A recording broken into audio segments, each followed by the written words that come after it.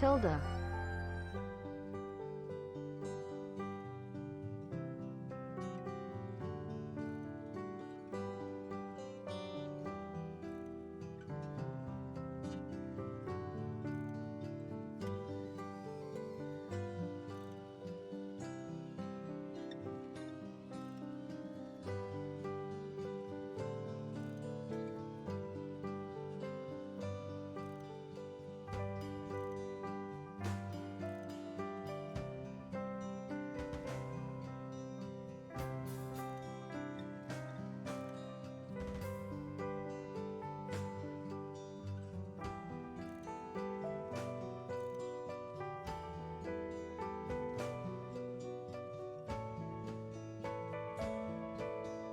All right, testing. Okay, there we go. I don't know what happened. There was something set up incorrectly in my in my Streamlabs. Okay, so where were we? I was talking about something happened at work, right? Oh no, and I'm not sure what happened. I am curious. However, we get to set this up. Oh my lord. Alright. So, as I've been saying, but have been totally unable to be heard, the day is upon us. Microsoft Flight Sim 2020 is here. It is finally here, and boy, do I have opinions! I'm not a fan of a lot of the UI for this. However, there are some things that it can help me streamline. We are going to explain. We're gonna set up some of it here so that I don't have to mess with it in the mix too. Right. So I'm gonna go to flight planning. In my here in my flight plan, and we need to go. Departures is going to be the Truken to the Dead H transition. Raccoon 2 taking off 01 right.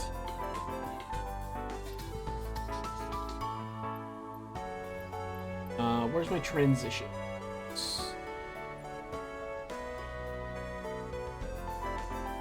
Oh. You're gonna be such a pain.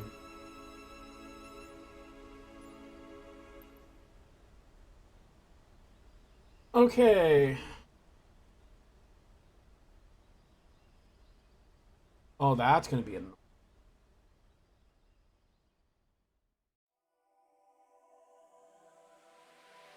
This is controlling both the simulator and my planning software, so I apologize for that. Also, I'm going to go ahead and open up chat on the tablet so I can actually see what's going on. Thinking of switching off slobs to OBS Studio. Why?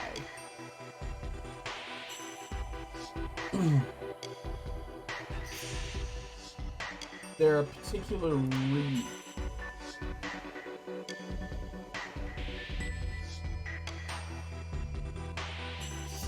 Name. Huh. Hello, Fiona. Welcome to the stream. I was not a part of the beta, so this is just me putzing around. I'm not familiar yet with streaming software, or with the software here. So some things that are going on are not ideal for me. It was recommended to you. Okay. Well, good luck to you.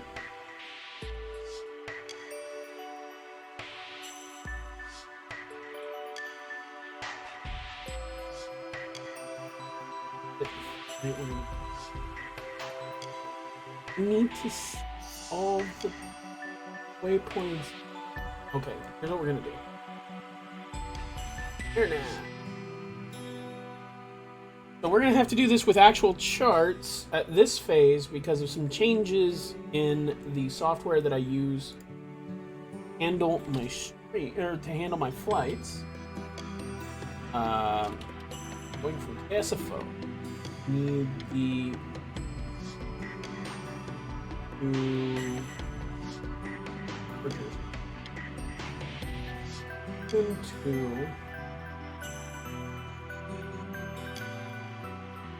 we're going to the dead HD transition, which is just dead HD.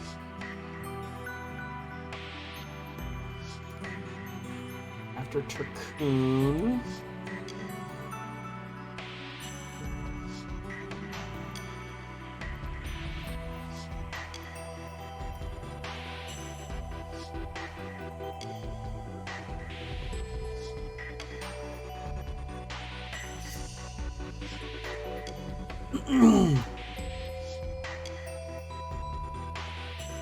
Oh, come on.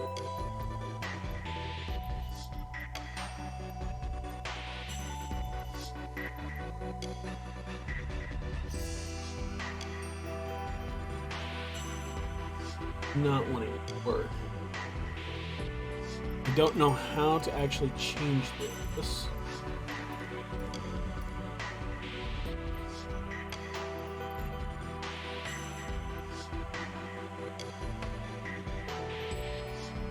Oh, okay.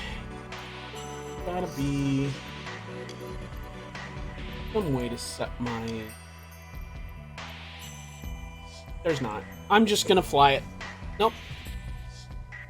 We're done. Okay.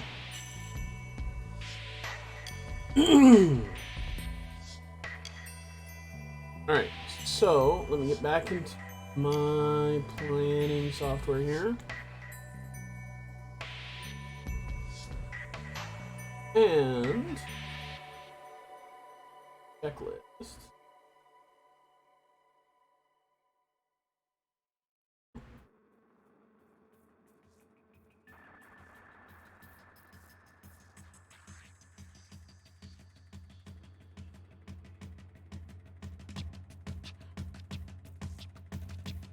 One thing that I do appreciate about Microsoft Flight Sim 2020 is I can move off of it and back onto it and it doesn't crash the sim. That I do appreciate.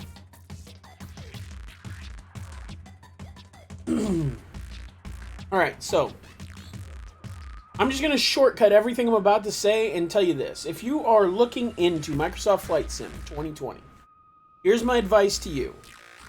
First, it starts with a question. Are you a GA pilot or are you an airliner pilot? If you are a GA pilot, it's good for you.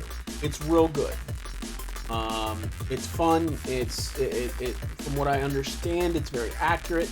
And I do not have my my PPL. I have not even started. I have not done any. I have 0 hours of airtime. So, I could not begin to tell you how accurate it is, but I have heard that it is fairly accurate for GA aircraft.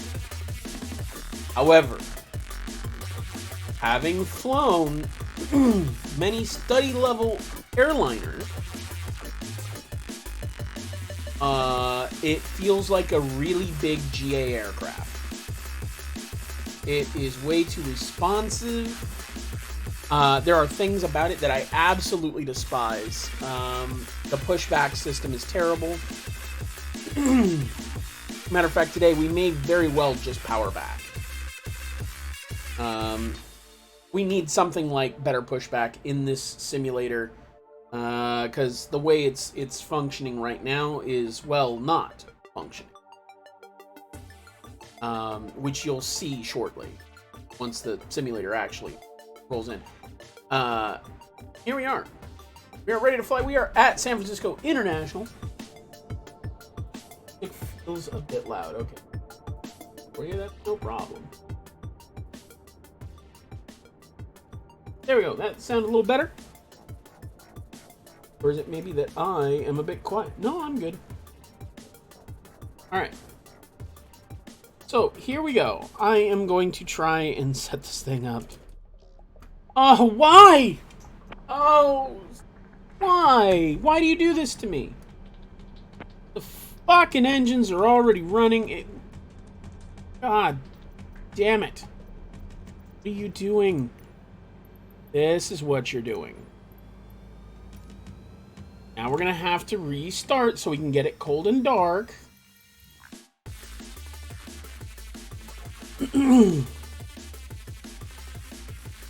Sounds better. Good, good. Alright, so now we're going to have to wait through that load again because we need it cold and dark. I want to show you the differences between this and X-Plane. Alright, so we're going to depart from KSFO. And that's all I'm going to set. I'm going to tell it to put me at gate. For mediums.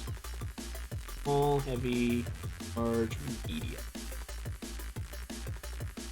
That should be good. All I'm going to tell it. Being a bit let down. I wouldn't characterize it that way. So, a lot of this was more or less expected.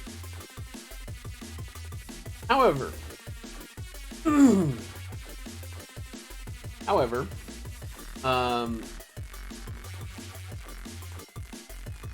problems with it that I mostly have are with the aircraft themselves. I'm not happy with the pushback or the ground handling, but that is a very small portion of the flight. I am not happy with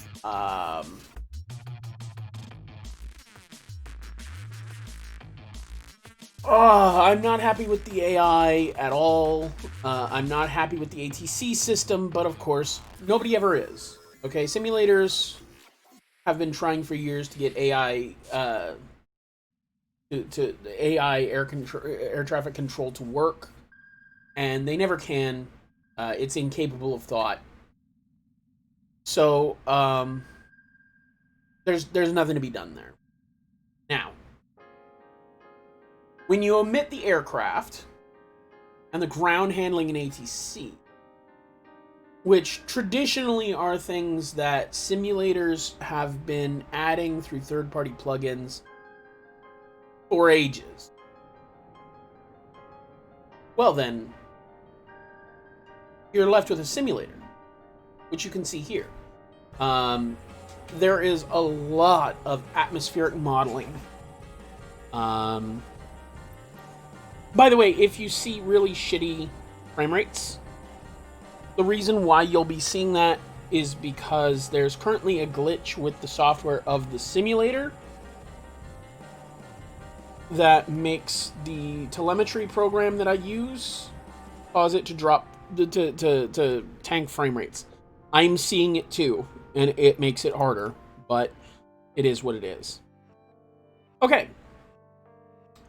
So we are cold and dark. Good. Finally. Alright, so I'm going to real quick pop up a taxi chart. Alright, where are we located? We are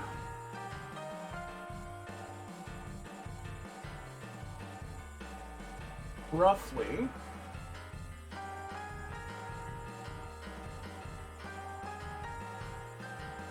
wait.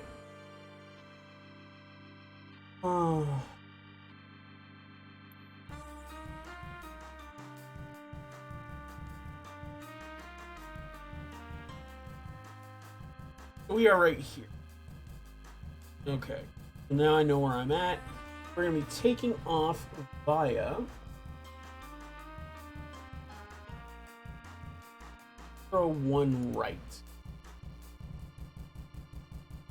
Alright, so this is going to be something of a long taxi. We're going to go Alpha.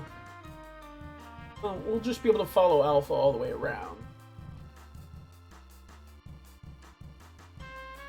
Alright. So let's pop this back up. May need this, but I'll put this on top. Oh, don't show up there. There are some things. There are some things that are problematic. There are some things that are not. I'm going to get into them. You'll see them as we go. All right. Okay, this is the first problem. This keeps going to fixed look. Don't want it on fixed look. Now it doesn't want to let me change. Oh boy. Okay, well. At least it looks like all my presets have saved. That's something. Alright. Battery 1 and 2 on.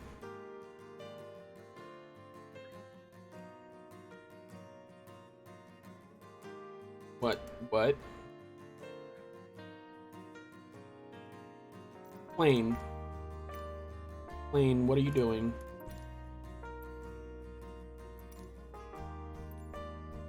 There we go, free look.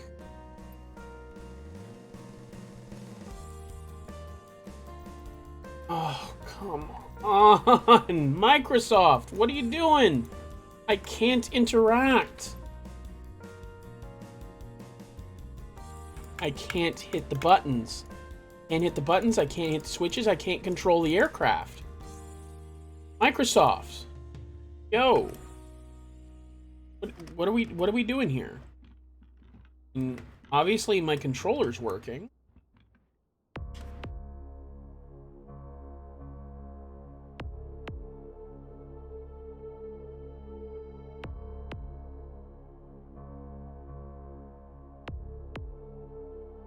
Microsoft, what's going on? AI controls are off.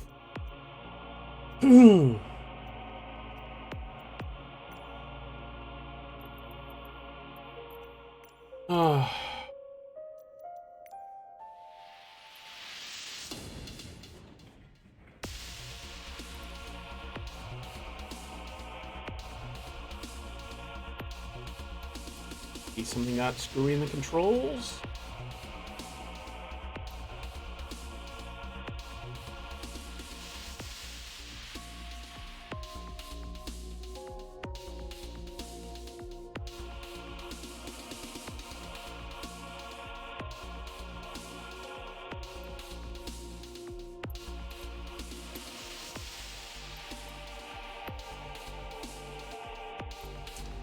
All right. I'm gonna try this for about 5 more minutes, then I'm switching to X-Plane, because this is just not going anywhere. Start this over. One thing I do like is I can pop out things without it taking over my stream. That was an issue with X-Plane that I couldn't do. Like in X-Plane, if I am using a control that controls X-Plane, you see it on the stream. Because if I try to pop anything out and put it elsewhere, it just crashes. It makes that the only thing the stream sees. Alright, let's try this again. World map. San Francisco. That is departure.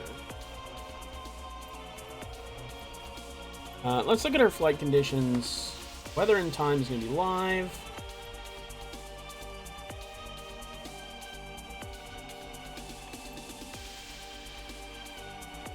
Use live air traffic, just happens. Start this at 8, E100 medium, thin.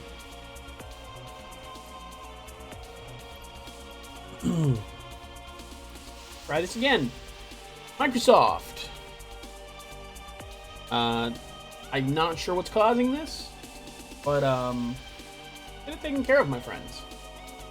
See, this is part of the problem with embargoes, right? You have a beta that's supposed to help you track problems. It's entirely possible that these problems are being generated by Streamlabs OBS or any other streaming software. there's no way to actually know because you didn't let anybody stream it until like the last 2 or 3 days. So there's no way for you to gather that information and react to it fast enough to have had it fixed before the final product came out this morning. Okay? So Microsoft, please, I understand the desire for secrecy, but there is a need to test these things. We need to know. Okay? So, as much as I love the look of this simulator, and it does model a lot of atmospheric conditions that you do not get in X-Plane.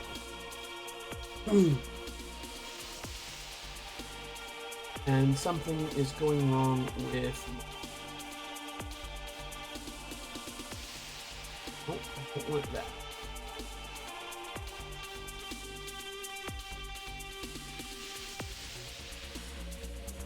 Oh, I want you to go. Where did I come from and where did I go? I don't want you to...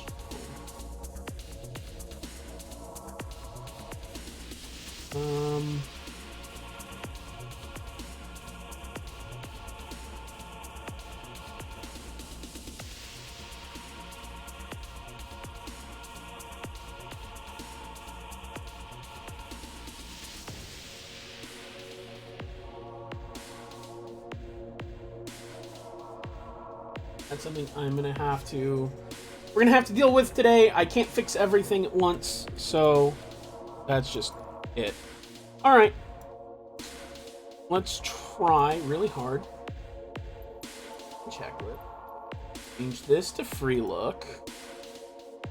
Alright, let's try. There we go. Battery master 1 and 2 on. Ground control recorder is inoperative. On external power. Fuel pumps are all off. Then we're going to load fuel. Alright, so we need 16601 pounds. So... Oh, A320, okay. So let's get as much on the outers as we can. Fuel. A2.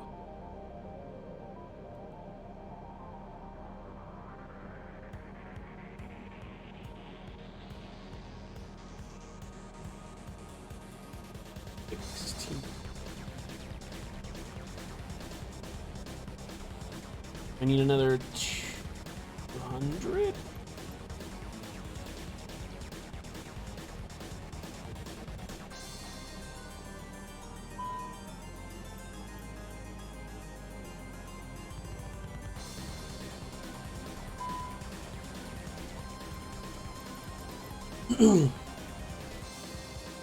That gives me a little extra time for taxi. Perfect. All right. So, and then we're going to look at our loading. All right, let's try really hard. Hold on. I'm going to look something up real quick. I promise this is going to be fast.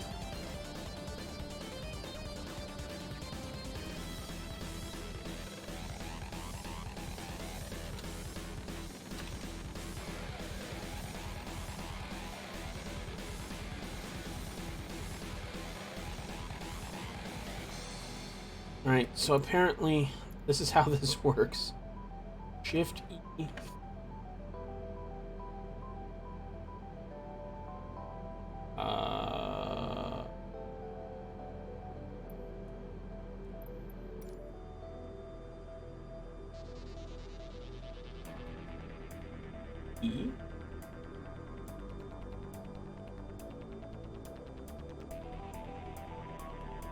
Oh, these controls for the damn camera are terrible.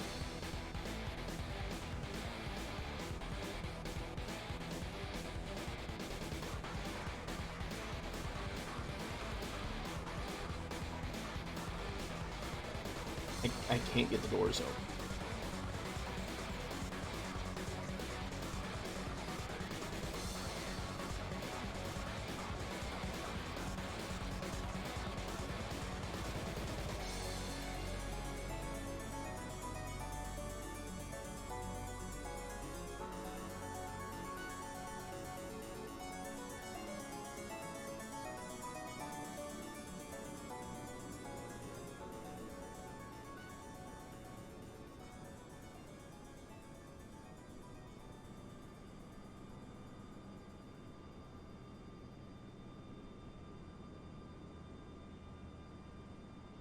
I have to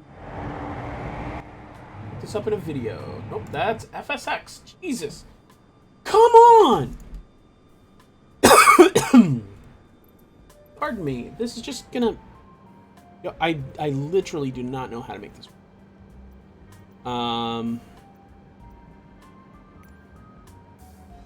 Nope. Nope. Okay. Here. My name. Nothing for door. Nope.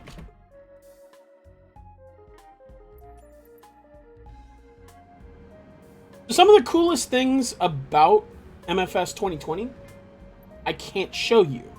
Like, if I try to attach this jetway, the cool thing is, that jetway will attach.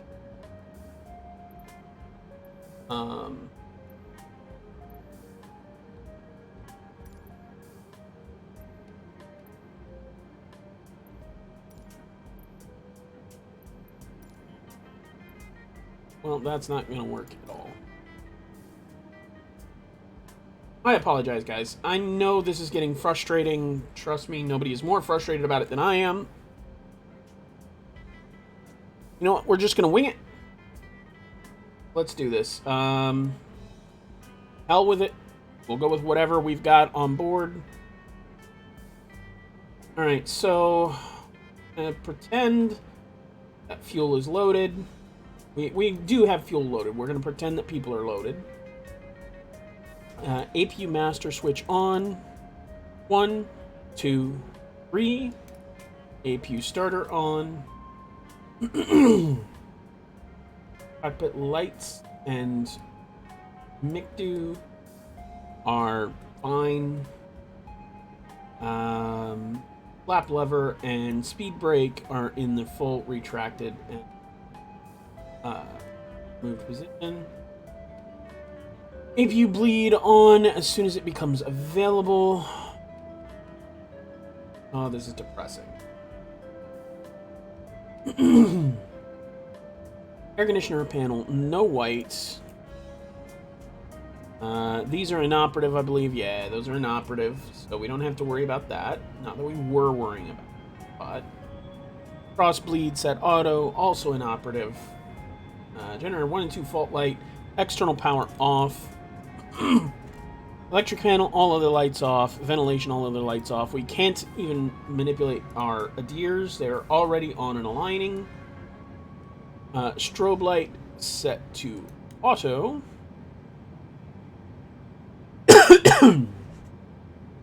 Wing light on. Nav and logo on. We can't adjust any of these. Those are all inoperative. Landing elevation is inoperative. Pack flow is inoperative. I think, yep.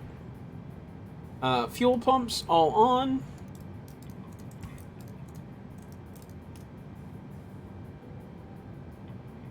Engine 1 and 2 fire test is inoperative. Radios 1, 2, and 3 are on and functioning. There's nothing I can do about turning them on or off. MICDO configure. Okay. Let's do this. Initialization. We're going from... Oh.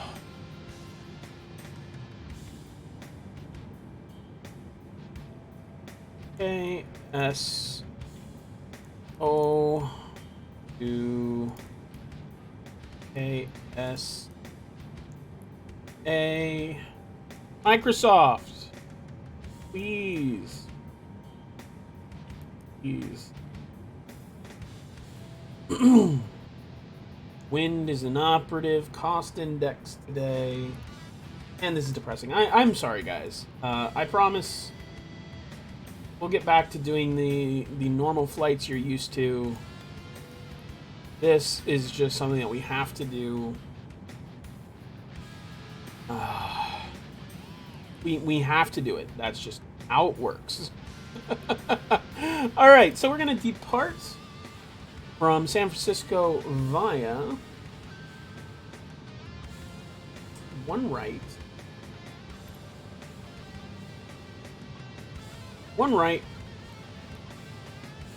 and we're going to use the Perkin 2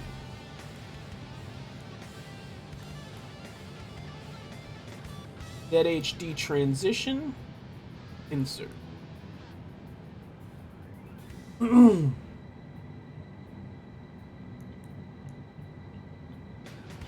We go to RBL, Romeo Bravo Lima, point.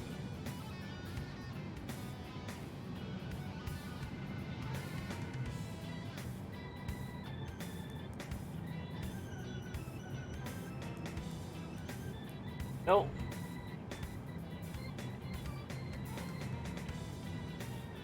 And then we're going to do Seattle arrival.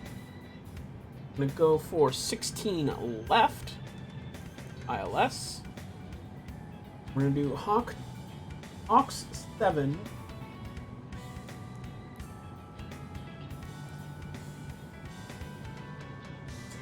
A via or a transition. LMT.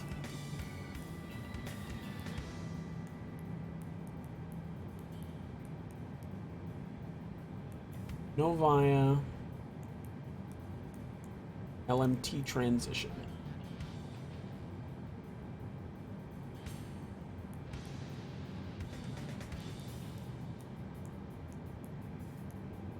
Nope, that is not correct, sir.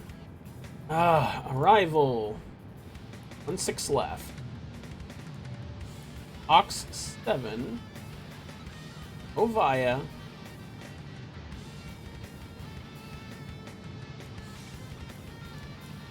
LMT.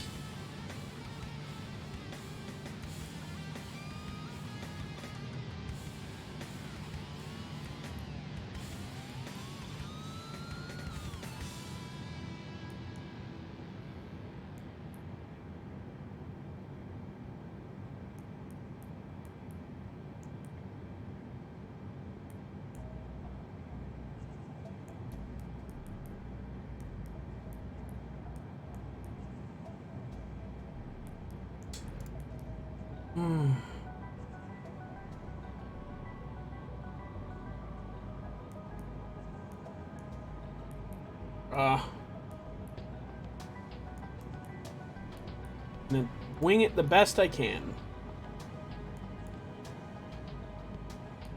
Did HD. Nope. It just ate it. Oh, Microsoft, this is terrible. I can't. You know what? There we are. Now it's working.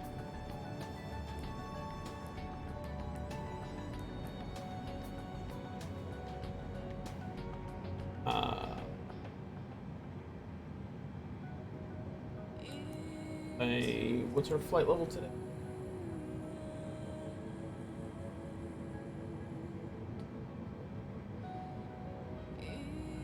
Top of climb is going to be 340.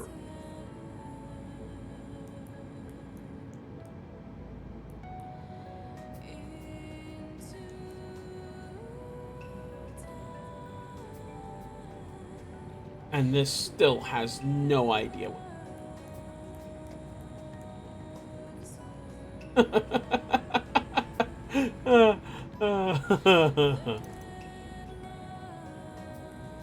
Okay, well, we're not going to worry about that. Secondary flight plan isn't modeled. Initialization B. Let's do our best to grab... Wait, come on. Put that way. There you go. Good thingy. Alright, so... I have no idea what our center of gravity is. This doesn't tell me.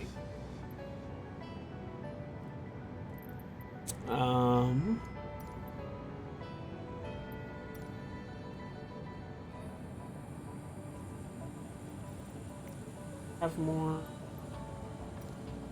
services? Nope.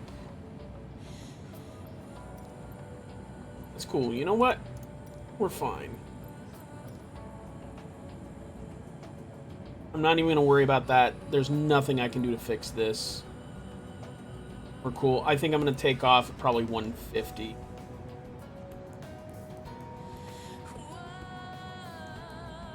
It doesn't want to listen anyway.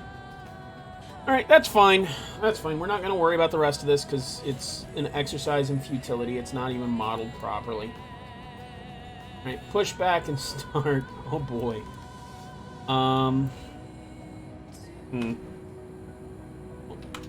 There we go. So what is our weather right now? Yes, I know it's live, but would you please tell me what it is? Oh, no, it saves a preset.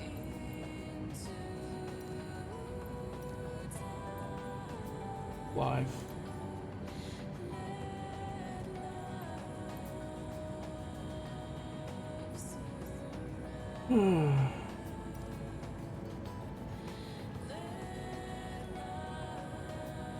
Now I seem to be free.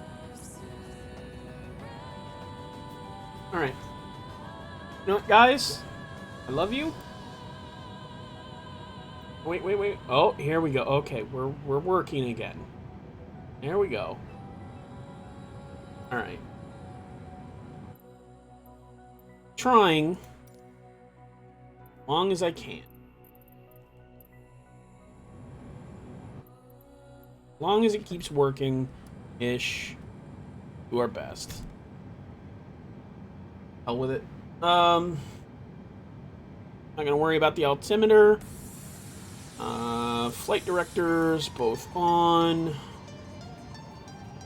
Speed, heading, altitude, we're just gonna go up to 340.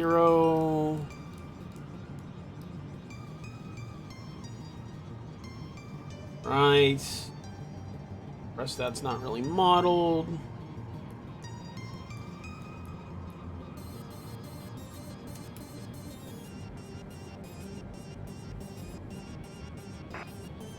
Alright, beacon on.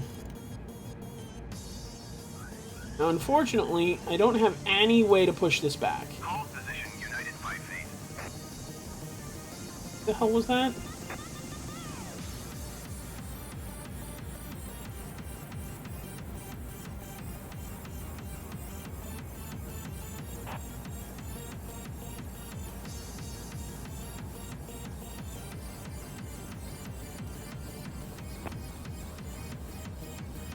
Airbus Alpha Sierra X-ray 320 is cleared to Seattle Airport as filed.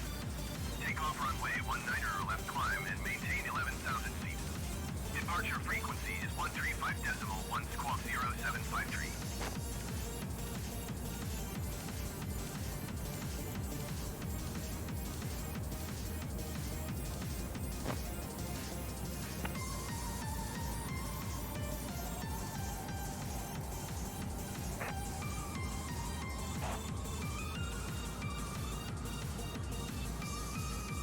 Taxiway.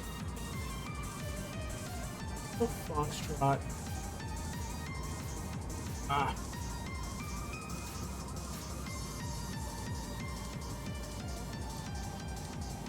Alpha Foxtrot, cross runway 19.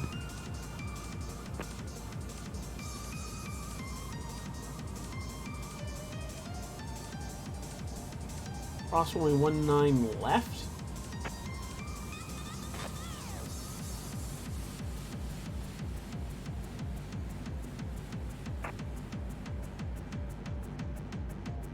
Top. Oh my god. This is going insane. United 5-8, continue taxi.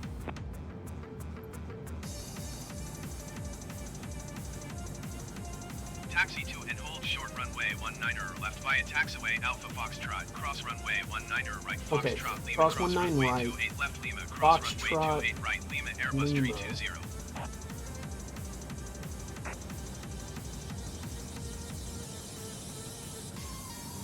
Cross 19 left too.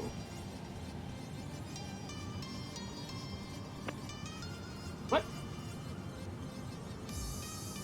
Horizon Air 231. Oh, come on. Hold short of runway 19er left via taxiway Mike 1 Alpha Mike Bravo Hotel, cross runway 1 left Hotel Golf Lima, cross Where's my... runway 28 left I Lima, have cross to runway do ground 28 services.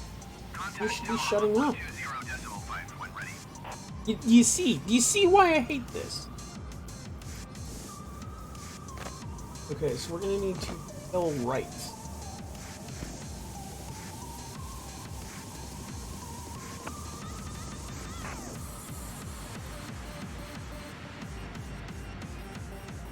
Wait, where are we taking?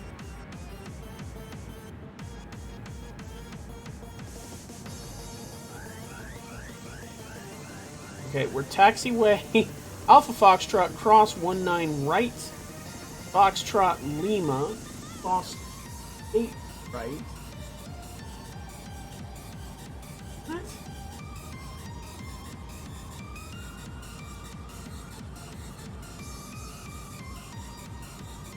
We're taking off via 19 left.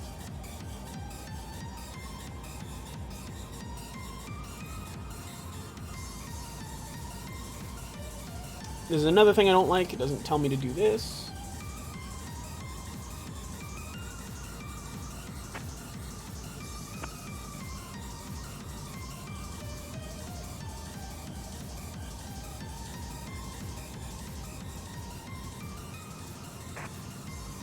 I have to direct the tug.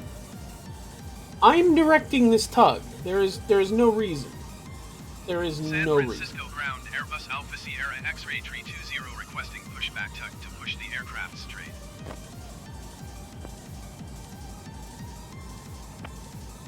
I can't. You know what? I'm done with the radios. We're done. All right.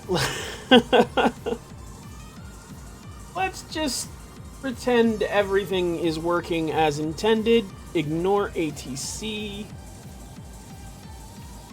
gonna start engine 2.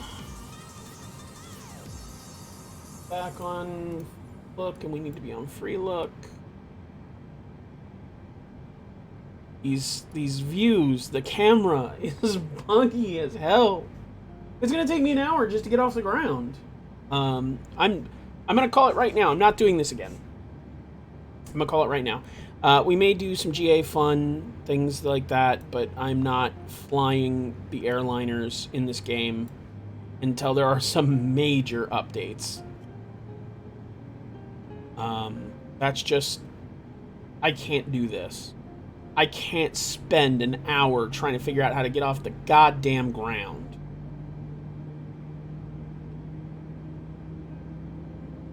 Engine mode. Right, positive starts. Engine mode back to normal.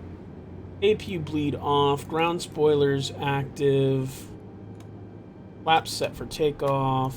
Flaps position 2. Pitch trim. I don't even know what this is. If I'm being honest.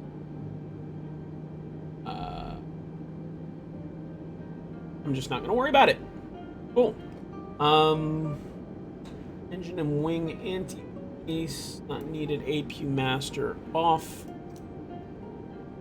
Taxi. We're going to turn the nose wheel light on. Taxi. San Francisco ground, Airbus Alpha Sierra X-ray 320 requesting pushback. Park brake off.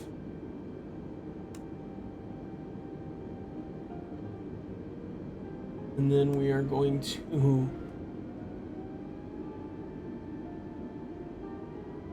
try to turn right.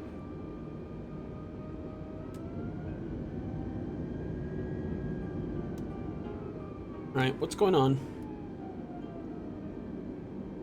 I said park brake off. Thank you.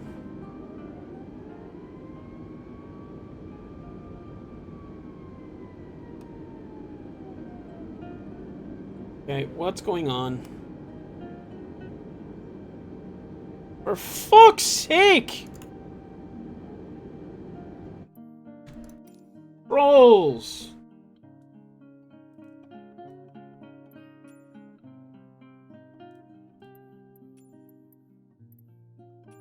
Try this again! X-Plane.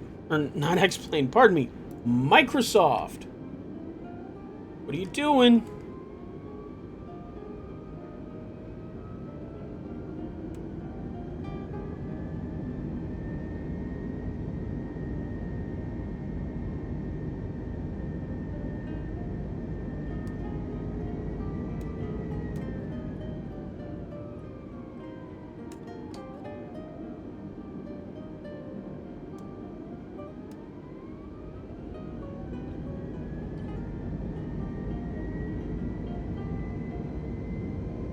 This is not working. Pillar's inoperative. I can't turn the fucking plane. Okay, we're done. We're done. You know what? I apologize for doing this, guys. I have wasted all of your time. Blame Microsoft, but I am just gonna end the stream here because I can't make it work. And we'll be back next week with some X-Plane because this is an absolute garbage fire. Microsoft, please listen to me, okay? You had something that worked. You had X-Plane that worked to emulate. You saw the things that we built for X-Plane. You cannot tell me that you didn't see better pushback. You cannot tell me any of these things. This isn't just the function of the plane, this is the function of the sim now. And this is stupid because this was working last night. And I can see my pedals here, and they're working. The tiller disconnect doesn't even work. My nose wheel should be turning, but it's not. I can't see. See, you've still got this fucking tug. I already said to stop the pushback services. That's why. That's why I'm having an issue. Explain. San Francisco ground Airbus Alpha Sierra X-ray 320 requesting the end of pushback. Listen, Microsoft. I don't want you to give me pushback. You're already connected, and you won't let... Your bypass pin is already there. Airbus Alpha Sierra X-ray 320 pushback request accepted. No. Stop.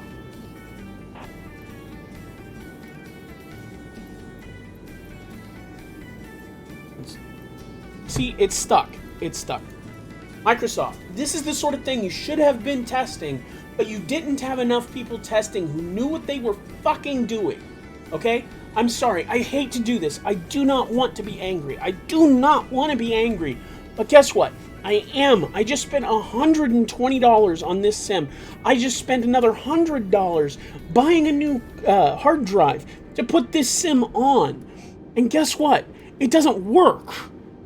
Okay? I am stuck in a condition where I can't get this little shitty fucking tug, and now it's gone. But y'all saw it. Y'all saw it a minute ago. It was live on stream. Okay, let's jump back in the cockpit, which I have to control using this stupid thing. I can't... Let's see if we can't make this work one last time. My last attempt. Last time. Try and turn this bitch. There we go. Okay. Need to get to taxiway Alpha.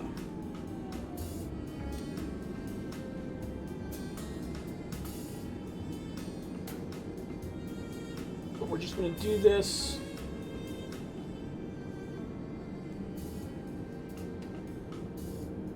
our way. Alright, so this here is taxiway Alpha.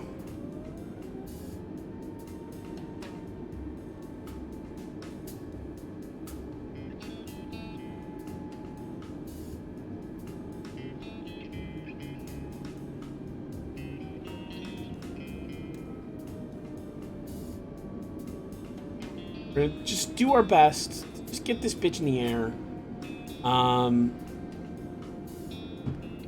Once it's in the air, it's not that bad.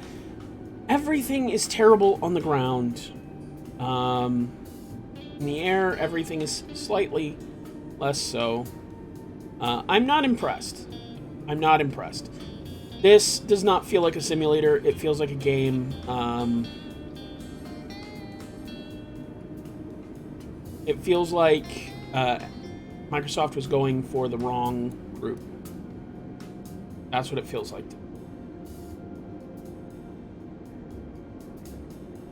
Like, I can connect the jetways, but I can't open the damn doors. There's no controls for it.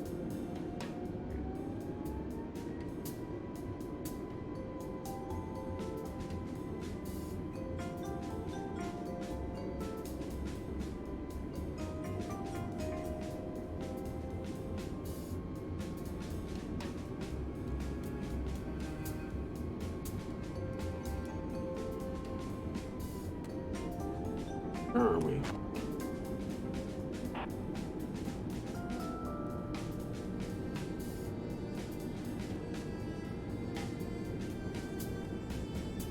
I'm gonna follow Alpha all the way down. Airbus 320, hold position, caution, the generic on final. I'm not gonna hold position. I'm not listening to fucking ATST.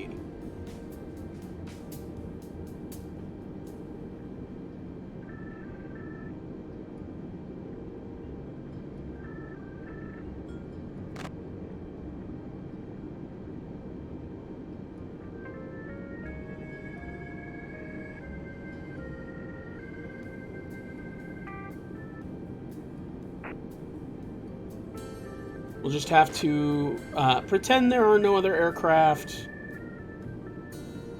because it's terrible. All terrible.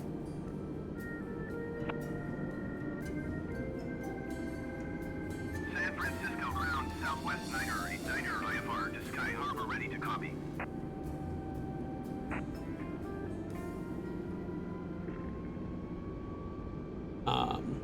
There's a lot of glitches that I'm running into all at the same time.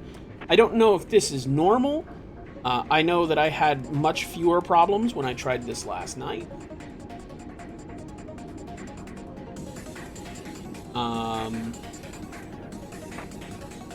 I cannot begin to explain how curious this is. Also, you can see my FMA is telling me to put my throttle lever in the climb position, which it definitely should not be doing while I'm on the ground.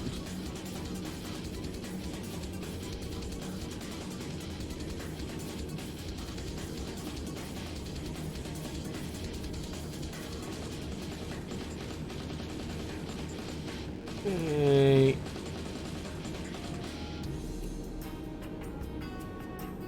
In an NT. Change this to our clearance 0.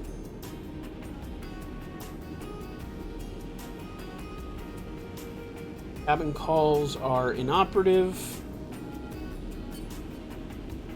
Decam no clue, which we'll check here in a minute.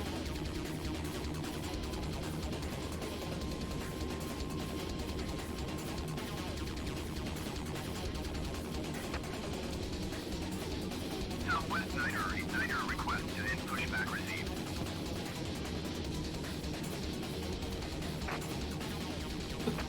This is the runway.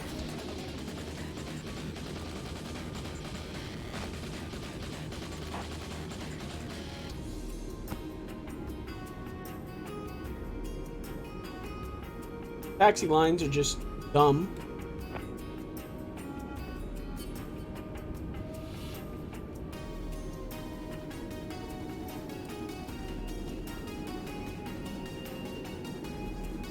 Okay, let's check Ecam.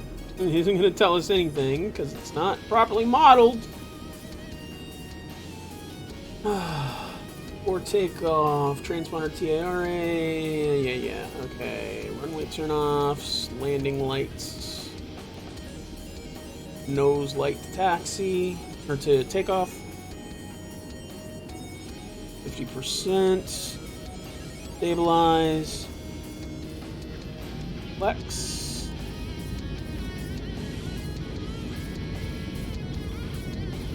Whatever. Toga's fine.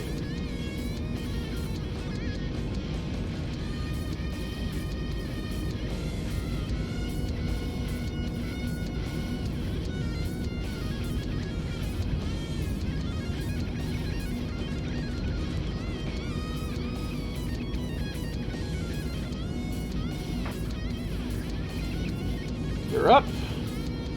There's one.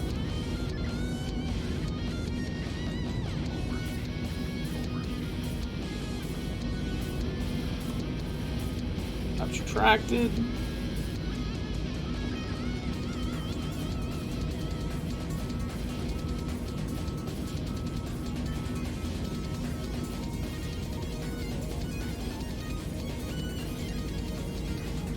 Southwest Niner, hold position, caution other traffic. Start the autopilot. Ow. Music is from the game. No, there is some music in the game, but generally just on the loading screens and the menu. The music I am playing is from the OC remix. For Final Fantasy, mostly. Okay, ground spoilers, disarm.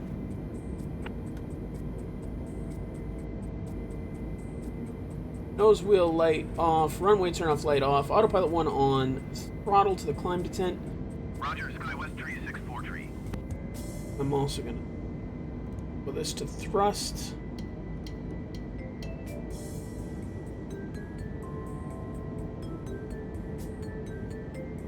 So the auto throttle should be taking over. Should. Climbing at 4,800 feet per minute. A lot. Okay. Go ahead and turn off our landing lights as we cross 10,000.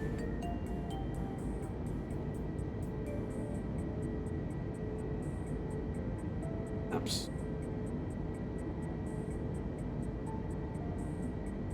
Flaps are already retracted. Engine mode's normal. Landing lights are retracted. FCU altitude set to cruise altitude. Why are you stopped?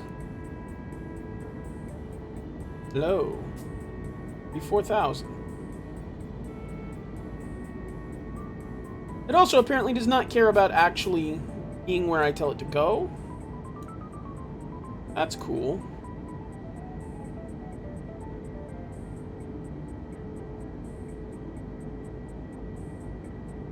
Ooh. Oh.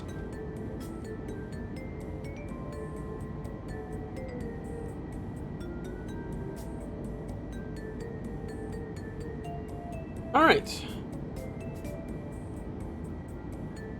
Should be on our way. I don't know why it's climbing like a bat out of hell. Probably because it's a default aircraft. Yeah, I like it too. Normally... So, okay, let me be clear.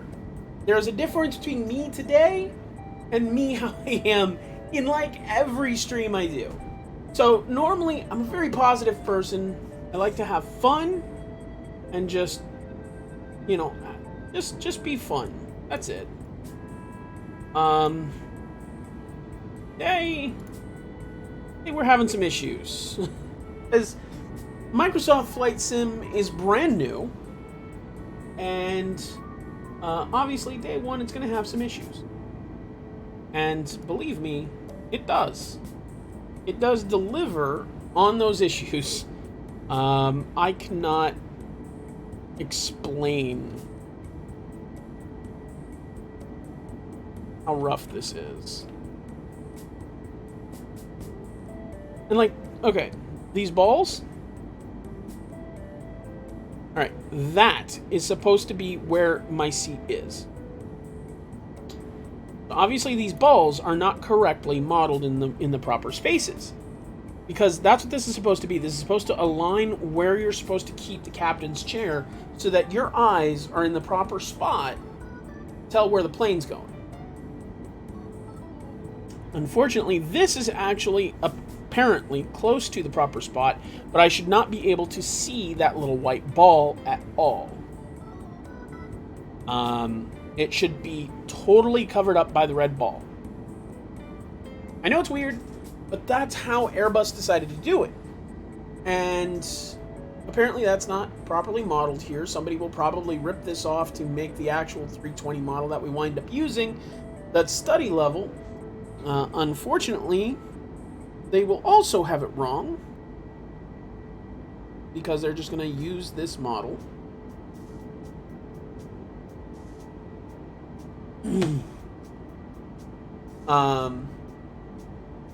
Just end of the day, this thing is climbing like a bat out of hell for no reason. We're climbing at, what is that, 3,200 feet per minute. There is no reason for us to be climbing like that with a cost index of 5. Maybe with a cost index of like 90, sure. But with a CI of 5, we should have a very slow climb and a very short cruise.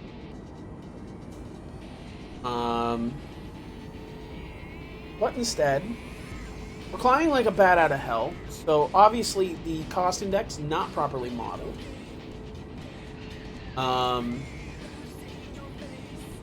Basically, not properly modeled seems to be the story of the entire sim.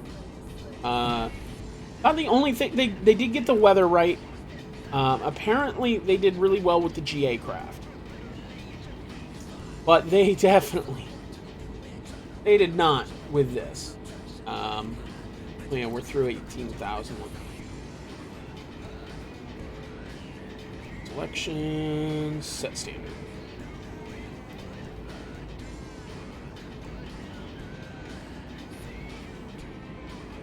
So, yeah, Microsoft, work on your ground handling. That's a big one. Your ground handling is just, it is taking the biggest, saltiest dump on top of what looks gorgeous. I mean, I'm just going to put that out there. This game looks gorgeous, but guess what? I don't care if it looks gorgeous. Oakland Center Care if it Airbus plays Alpha gorgeous. Sierra X-ray 320 is type Airbus A320 and 7 miles north of Kilo Golf Romeo Victor. I care about the simulation, Microsoft. And it's not here. Not for these. Even the ground handling, like there are core elements of the simulator itself that are not handled properly. Now, I can forgive the aircraft because the aircraft is not study level. Everything's inoperative. You just assume a lot of stuff. So, I can forgive the aircraft. And it can at least follow the line, mostly. I mean, you can kind of see how we're a little bit off to the left. But, whatever. You can see it's not exactly holding my speed properly. That's okay. I can live with it. Also, if you ever make the mistake of hitting the approach button, it just beelines towards the airport. It does not actually try to make an approach vector.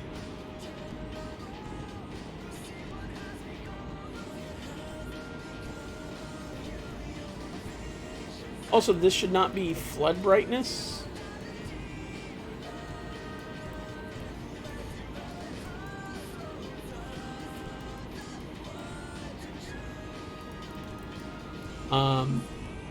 You should have, the ND should have the interior circle should be the ND itself. The exterior circle should be the weather.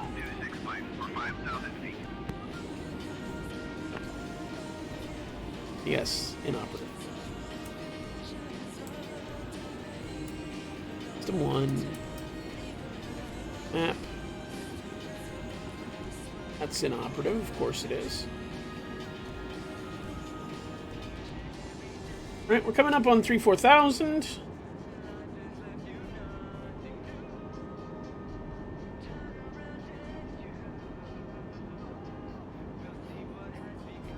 I mean, at least it is leveling off nice and gentle. Now, this is the point where I would normally turn off the seatbelts, but seatbelts are inoperative. Safety is our #1 priority.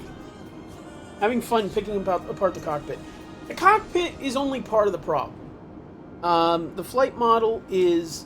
It feels like a gigantic GA aircraft. It feels like a gigantic Cessna. Or maybe a King Air. Like, it doesn't feel like an actual Airbus. It doesn't feel like there's any mass to it. The visual alignment tool here is not proper because, as you can see, I'm in roughly the correct position, but the white ball is still visible.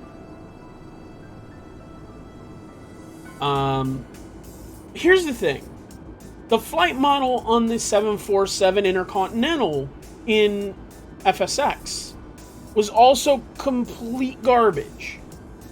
All the airliners in every version of every flight sim I've ever seen are garbage.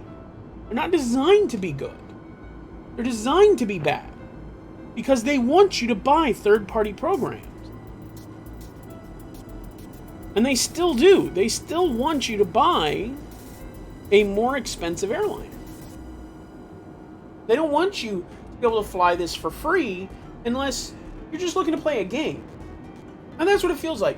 This feels, honestly, that's my takeaway from this right now. As an airline pilot, this, not a real world airline pilot, let me be clear. As an airliner pilot, as simulated airliner pilot, this feels like a game. Now, I'm told that the flight modeling for GA is really good. Not perfect, probably, but it's really good. They pay attention to the GA aircraft because people know how those work. Exactly.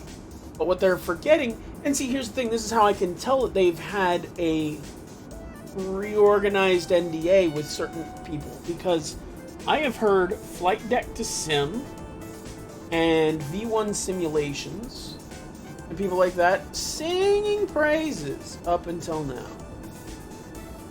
That's a new development, I think. In the past, MS got no profit from third-party products. I don't know if they will now or not. They may not. But they've always wanted you to do it because before it was because it saved them money. You couldn't sell FSX, right? And then expect somebody to have paid $60 for FSX and then turn around and pay another $80 to $100 for an aircraft from Microsoft, right? So Microsoft developed the sandbox and then somebody else developed the toys. And that was fine. Because Microsoft couldn't make that money. But yes, exactly, that's what they've done here. Only they are not making... If they're in the... But see, they're not in the MS store. They're in the game's native UI.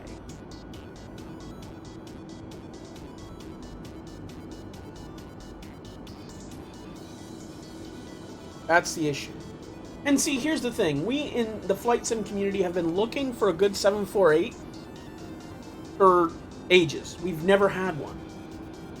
So if Microsoft really had any interest in developing any study level aircraft, it would have been the 748. It is the single most iconic aircraft in the world, possibly excepting the Concorde, depending on what circles you're asking.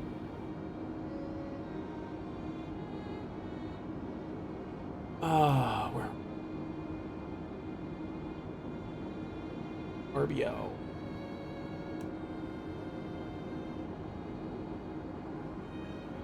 Okay, so I think our descent will be after Ellen.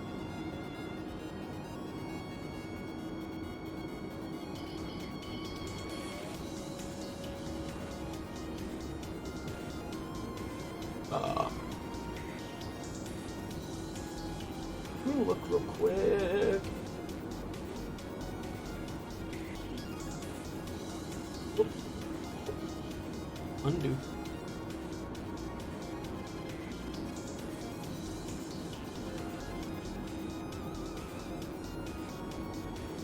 I apologize for the little KSFO to KSEA at the bottom.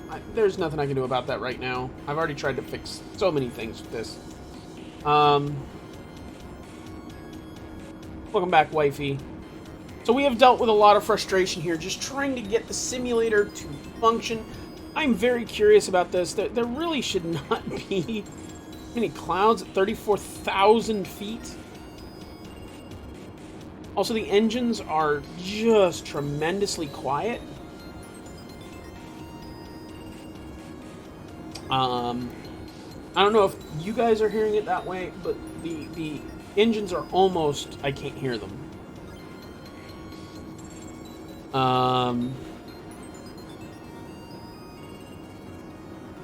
So after all that frustration on the ground handling is just absolutely atrocious, and there's no saving.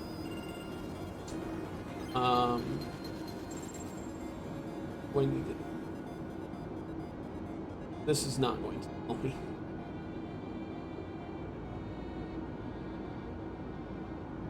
Top of descent is going to be ETG.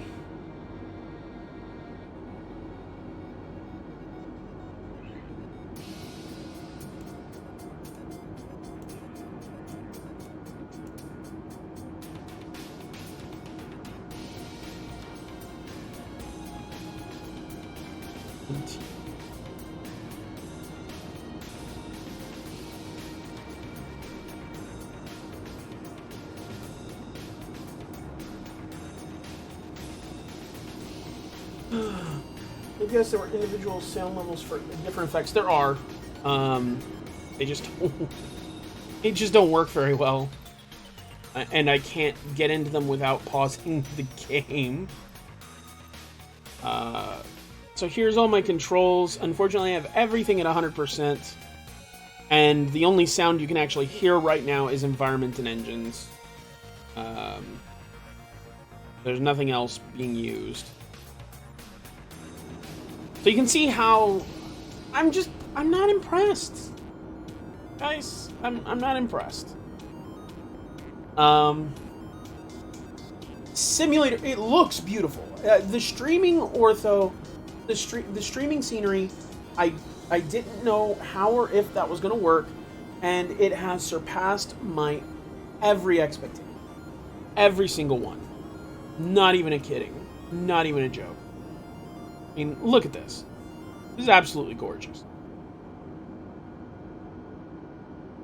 Not the cup holder, though. Like, really. This scenery looks stunning. It looks beautiful.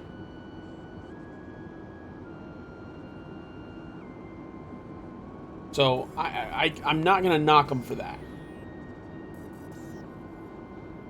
Yeah, they focused entirely on the GA experience. You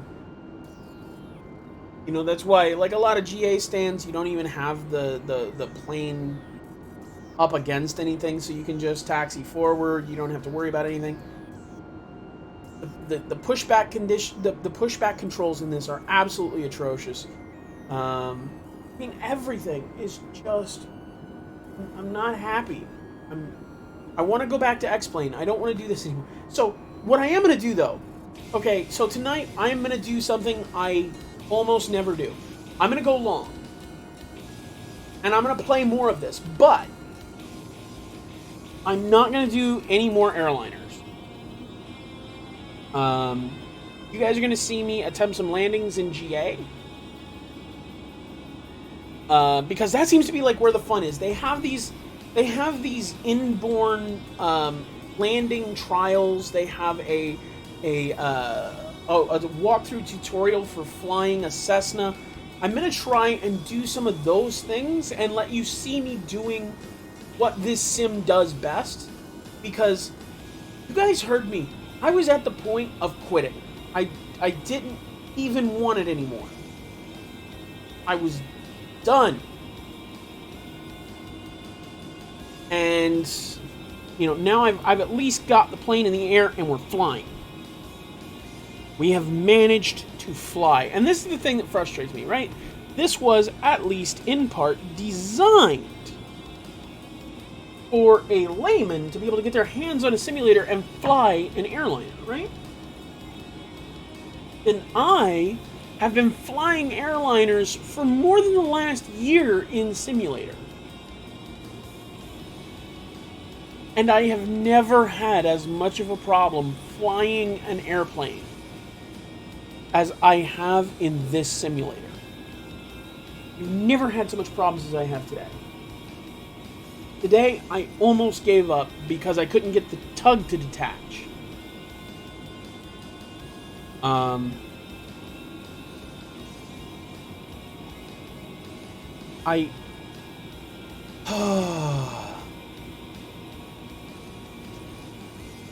couldn't get the tug to detach. It wouldn't let me steer the damn plane. The whole thing was just absolutely atrocious. The ground handling has got to be fixed. AI has got to be fixed.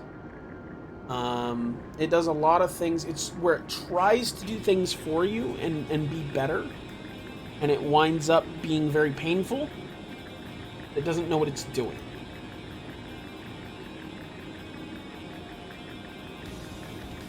We're at RBL. Romeo Bravo Lima.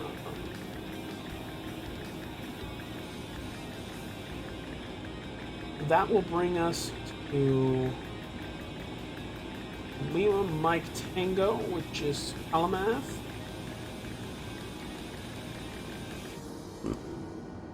Kalamath Kingdom Wursel. And then to Battleground BTG.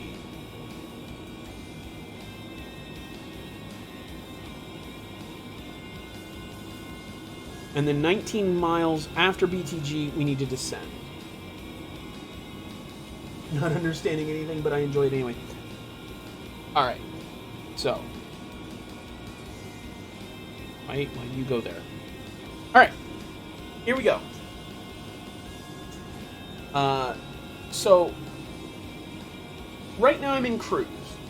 Means I've reached the altitude that I'm supposed to fly at. And I'm just trying to figure out at what point do I need to start going down in order to reach the runway that I'm aiming for on time.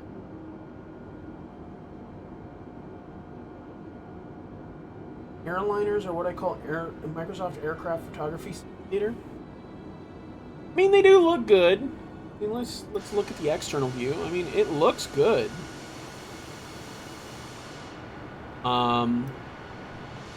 Obviously, we don't have our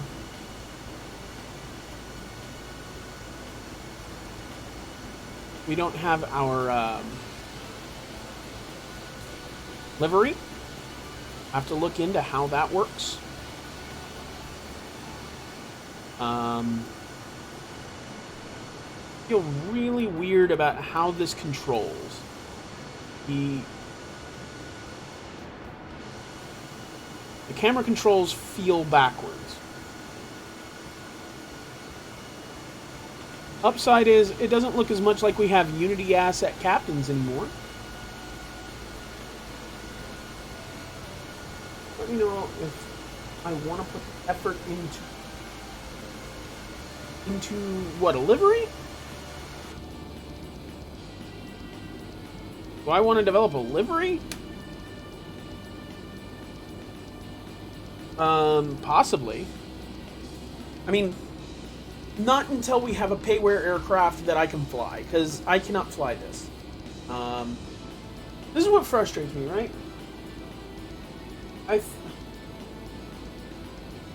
I think once we have some payware aircraft, and once Microsoft gets their head out of their ass and fixes some of the problems with the ground handling, I think we'll be in a good place, and this will be worth putting some effort into. Right now, not so much. Right now, it just feels wrong. It does not feel right. And see, this is another thing that bugs me.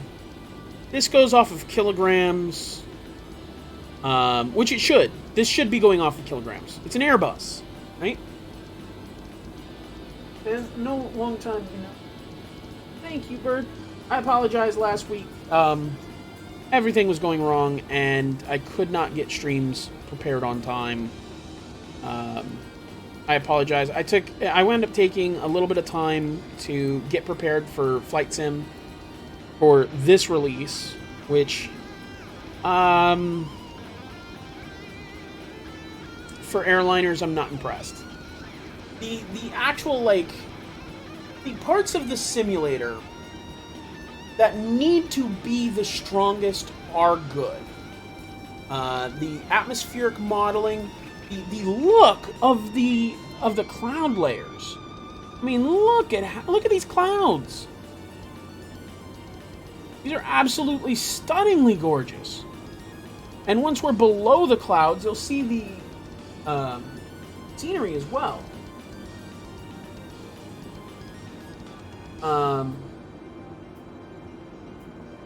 The scenery is stunningly beautiful. And for a simulator that is made essentially with VFR in mind, with visual flight rules, with GA aircraft in mind, it's a fantastic sim. Some of the ground handling is still bad. It's really, really bad for airliners. Mostly because airliners depend on pushback services, and this is absolutely garbage pushback. They should have stolen some of the design from Better Pushback. Better Pushback has about a perfect workflow. Can't imagine a lot of ways to get better. Very curious if old payware aircraft from FSX will run. I doubt it, but it would be amusing if they do, even if it takes... Okay, so here's the thing. It is entirely possible that they may, and I will, and I'll tell you why. There is a setting in here to change to the, quote, classic flight model. Now, I can't imagine any reason why anybody would want the classic flight model unless it was to make an old airplane from FSX fly. Only thing I can think of.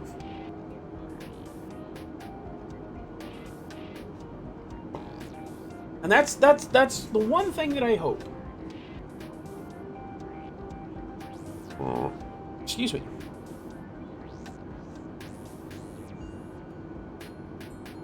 LMT. Pardon me. If that works, I'm throwing a few FSX paper aircraft in there for... Yeah, like, I'd be happy to test that for you. Not on stream, obviously. I'm not doing anything that the sim is not intended to do on stream. I do not want to piss off Big Daddy Microsoft. Which I'm probably already doing because, and look, here's the thing. I want to make this clear. I'm doing a lot of nagging and bitching at Microsoft because they got a lot of things wrong, and I am a lot of money into this. For me. It's a lot of money for me. Stream does not make me that much money. I probably shouldn't say this, but I make about $100 twice a year. If that. I think it took me 8 months to make $100 this time. No, 9 months to make $100. I do not make that much money. my entire Twitch paycheck just went to Microsoft Flight Sim. And then I spent twice that to get another hard drive to put it on, because right now, my drives are pretty full. So yeah, I'm irritated because I've spent a lot of money and it doesn't do what I need it to do. But here's the thing, I wouldn't be bitching at it if I didn't believe in it. I believe all the things that I have, let me be clear, all the things that I have issues with can be very easily solved. You know, these are minor tweaks. We're not talking about an entire new meteorological model. Okay? It's not what I'm doing. Not what I'm wanting. Not what I'm needing. I need some change. Oh, we can see the scenery. We can see the scenery. Look at this. This is a lot better than I got with X-Plane. And we're still just in mountains. Like, this isn't even a like heavily populated region.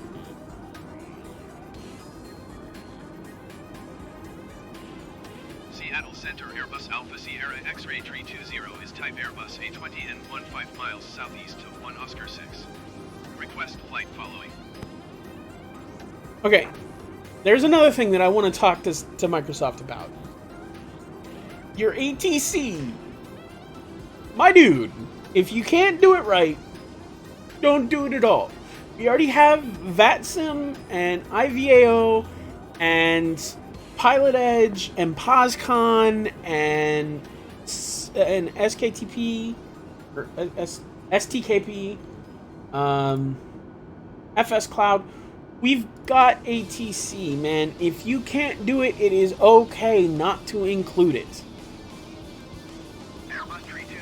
But you just heard an Airbus A320 requesting VFR flight following. Let me be clear. This means, if I remember correctly, that you've got an Airbus A320 cruising at like 8,000 feet. I think. I can't remember what Class Bravo airspace is. But you're cruising at 8,000 feet or something like that. Under 10,000, that's for damn sure. Oh yeah. That's kind of the idea. That's why I knew I had to get it. Is to attract the attention, to get people to come and glance at the channel, because this is new. What? Why does this still say the wrong thing? What does it say? What does the stream title say? Because right now it's telling me that it's X-Plane 11.41. I'm really hoping that's not what it shows you then.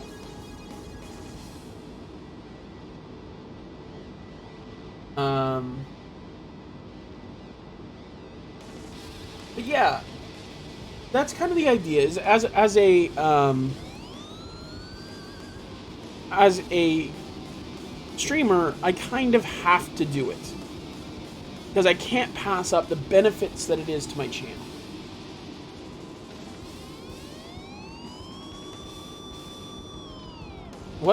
What's wrong with my airspeed indicator? Is my actual airspeed dropping?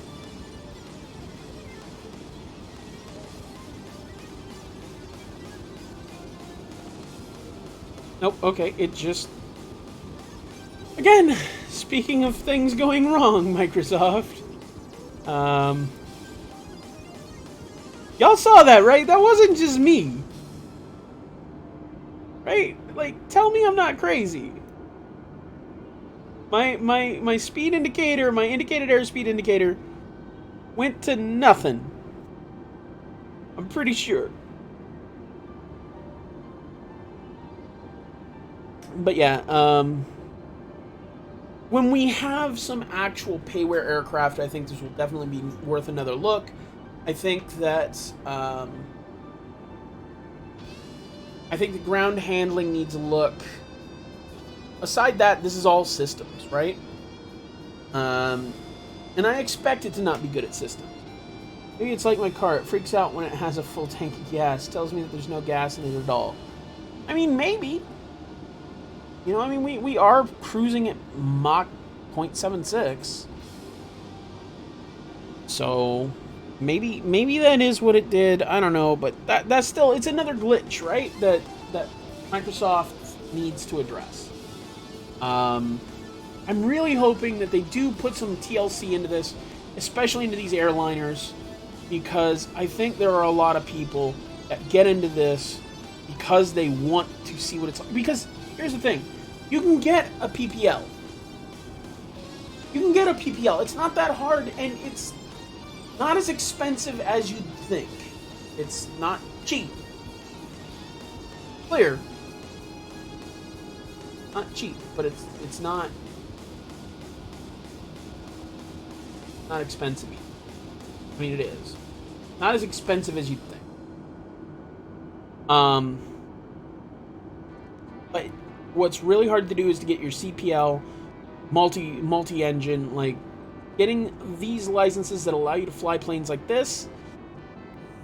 You're talking about a lot of money.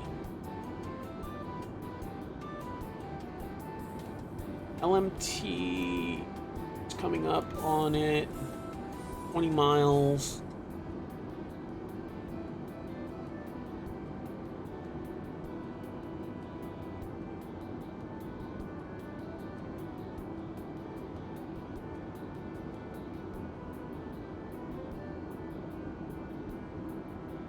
I wonder, nope. I was like, I wonder if the sunscreens are nope, they're not even here.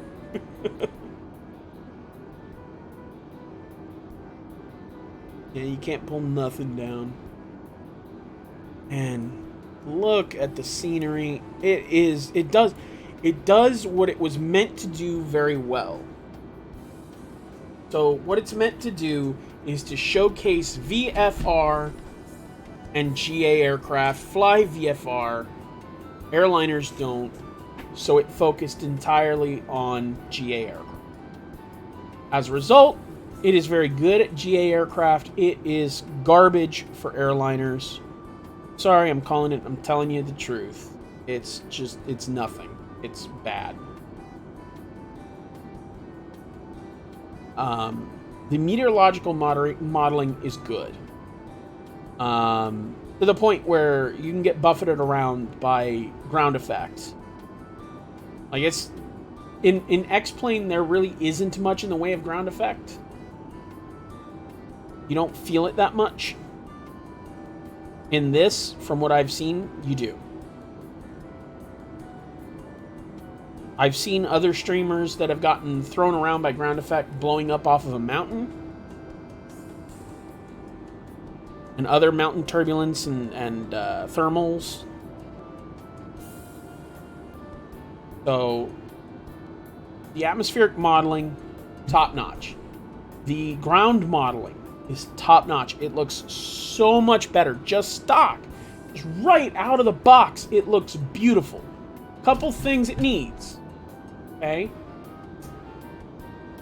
Is one of the things it needs very, very badly, replays. Out of what box? In Europe they have boxes. Also, Dropbox is a box. I don't like this. Right? I want to make this go away, or at least be able to put it somewhere I want it. Suppose I probably could just turn everything off.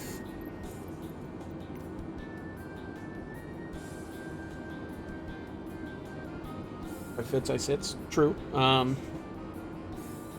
But my overall takeaway of airliners in FS 2020, in a nutshell, and that sounds a hell of a lot better because it just got new batteries. It did invest in some new batteries for it. But yeah, so I think this will wind up being the next generation of flight sim. Right now, I think it's just fractured people because the GA people will be playing here, airliner pilots will be in X-Plane.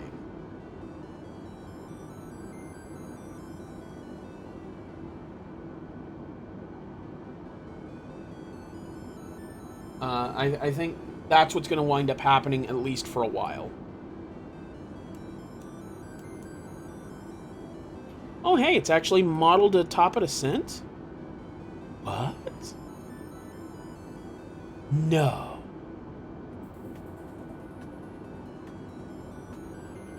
One T.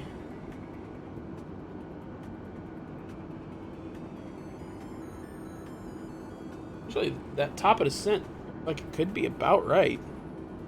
We're looking at 73, 189, 219.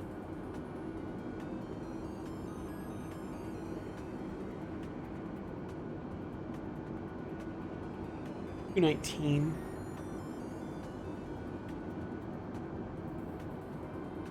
238.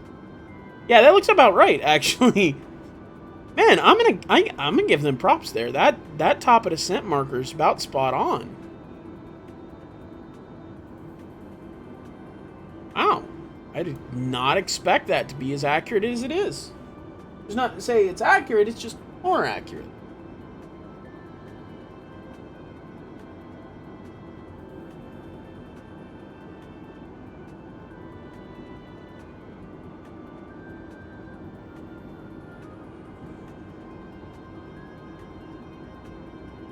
But,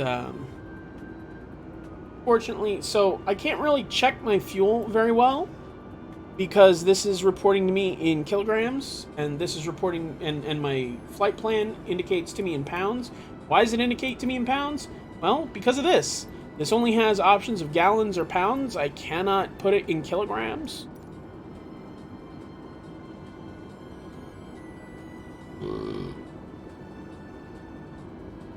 And that's what I really needed it in, was kilograms.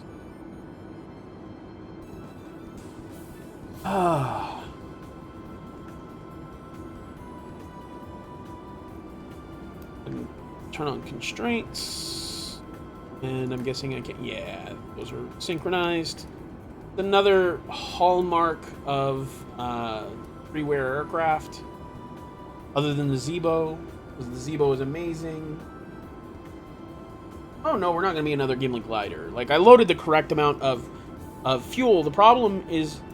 So, I switched it so that both SimToolkit, or both SimBrief and the simulator were running in pounds. So I loaded it correctly. What I can't do is check my fuel on board against my flight plan.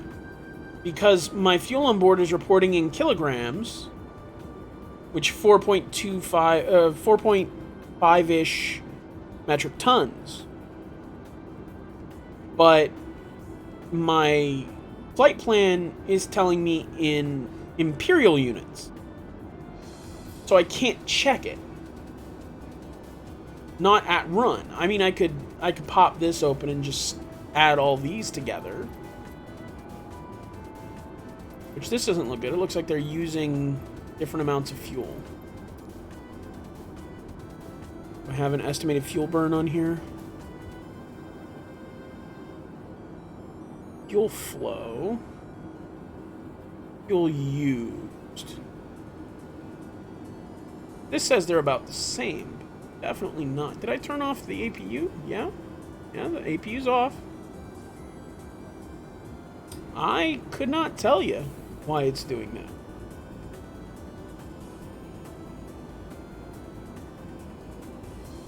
Of course, the ram air turbine is inoperative, so I can't have dual engine failures.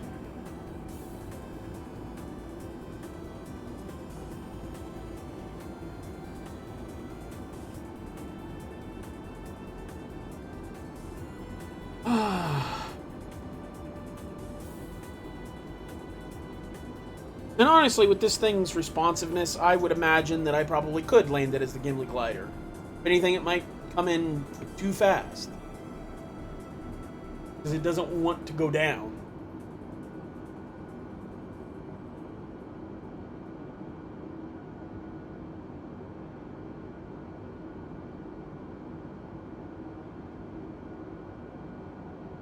Hopefully, we will be able to land safely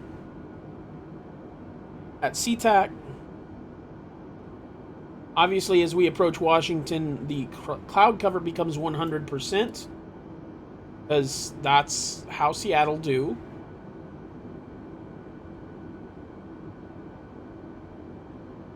Can see a little bit of ground in the mountains there.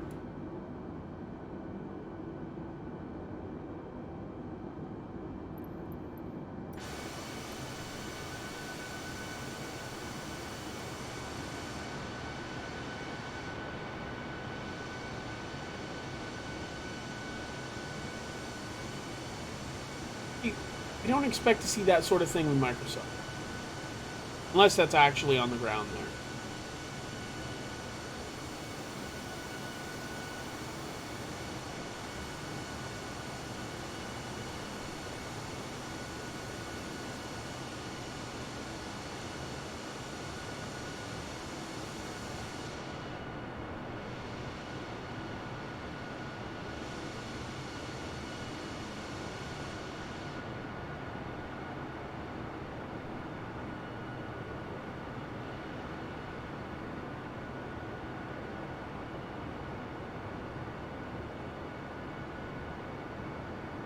I'm not pleased with how this is flickering. Not sure what's causing that. Microsoft, you're watching this, which I know you're not, but if you are, look into stuff like this. This doesn't make any sense. What's going on here?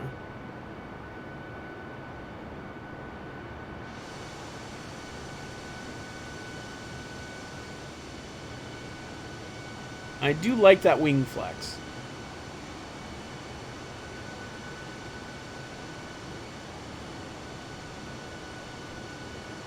I bet it's a stroke. I bet you're right.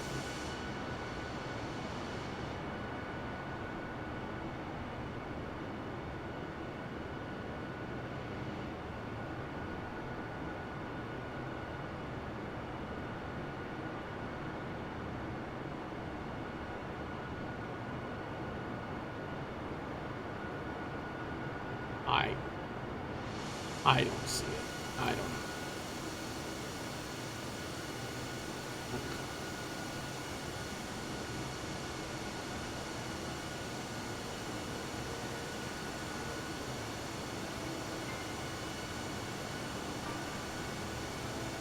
Might be effects. I don't think so. Given that it's above the engines and it's happening exclusively along the lines, but not here on the blue, like on this blue, only on the Neo. It's only on the letters. I feel like it has something to do with the lettering.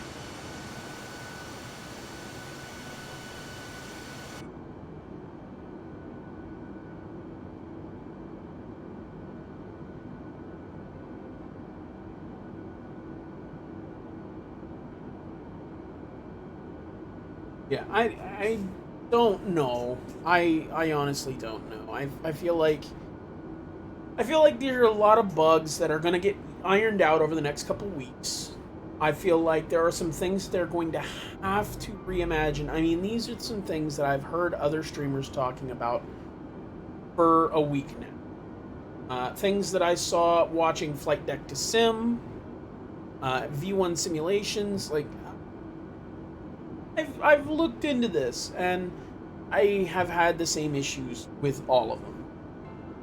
I've seen the same things that they struggled with and couldn't make it work properly. So I suspect that those are just the way things are.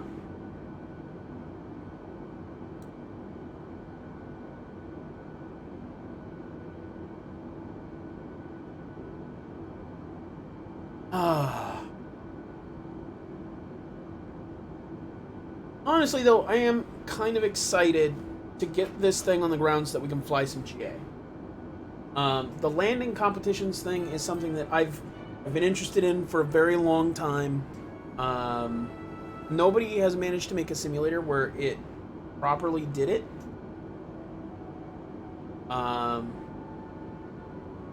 You know, like you can set a rough position. Like even in X-Plane, you can tell it to start at a 10-mile final, but it starts with engines cold and dark. You know, like that's not a valid landing. Like I'm sorry, you don't have to struggle with being 10 miles from the runway and having your entire plane be off and have to go through all your startup procedures and then land the plane before the plane lands itself nose first.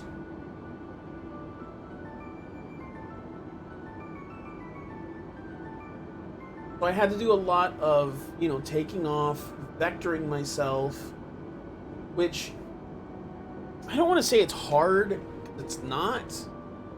It's just time consuming.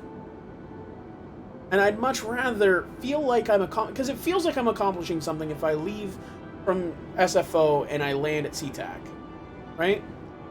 But it doesn't feel like I'm accomplishing anything if I'm taking half an hour, take off, turn around, come back, and land at the same airport that I started from. And you're talking about like a 20-mile traffic pattern. I mean, that's just not something I want to fly.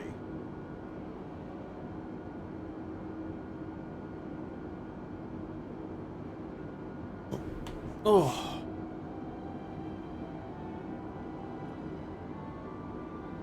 Now, hopefully, I mean, this thing, who knows what it's going to do? I honestly do not know.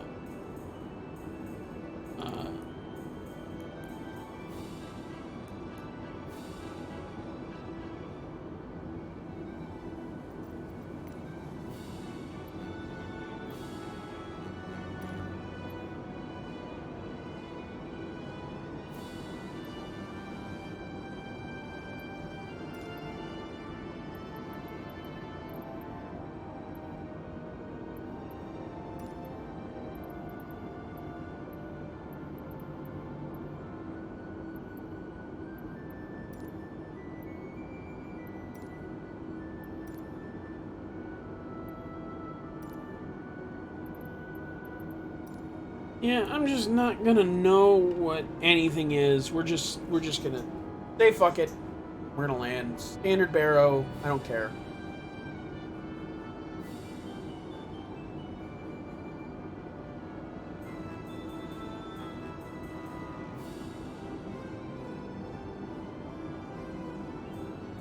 We're just gonna let the plane dive bomb the field.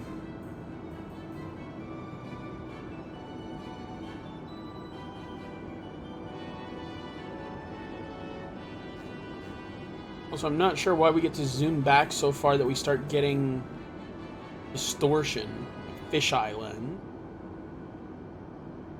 I feel like maybe they took the images with a fisheye lens.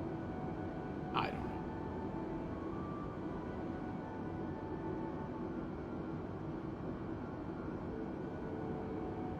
All I know is everything's inoperative. Ground control is terrible.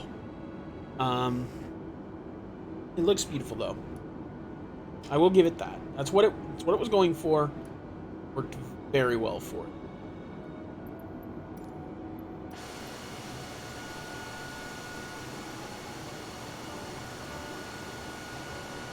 At least I think it did. I'm not seeing a lot of cities.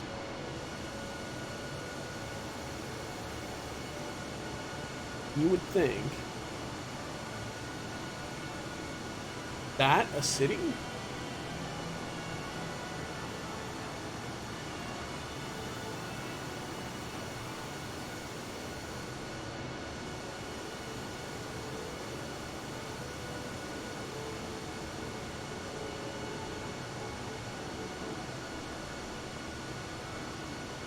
I don't know.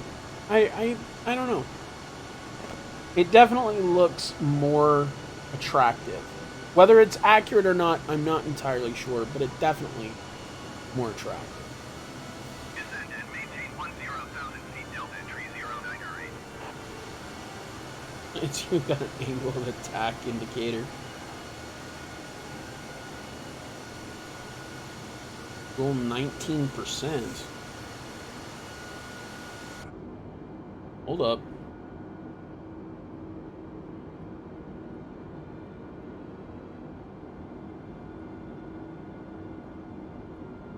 Oh no, we're fine. It's just 19%. Okay. It's not telling me for my flight plan I don't have enough fuel. It's telling me that I don't have much fuel on the aircraft.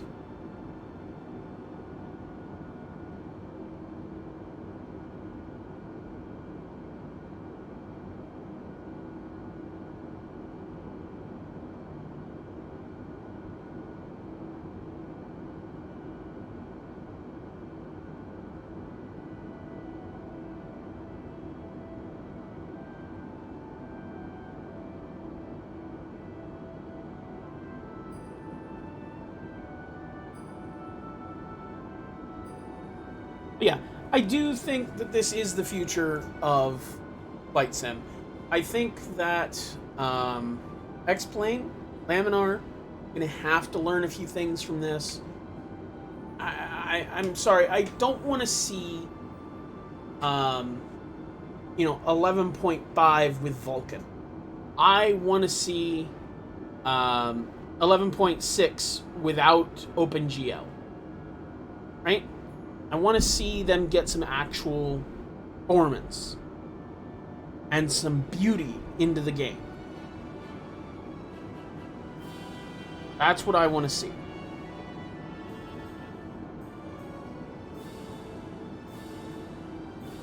I want to see more aerodynamic effects. I want to see tender love care going into ATC. I want to see innate multiplayer. I want to see 2-player cockpit. That's what I want to see.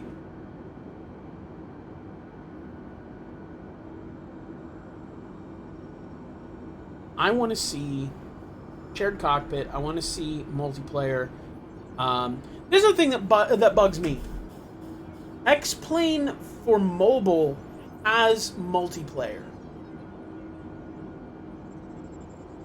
And X-Plane for desktop does not. Why? There's no excuse.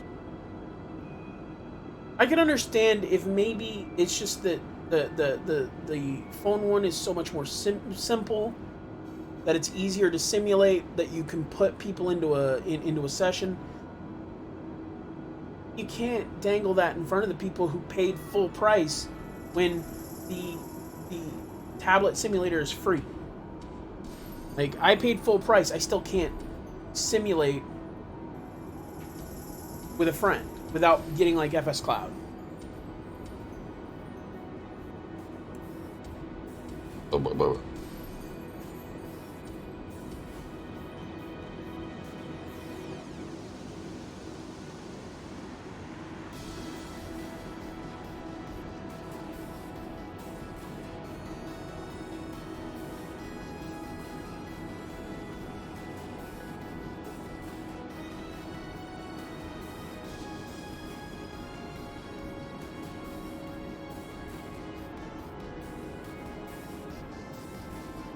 None of this is modeled, but I'm fine with that.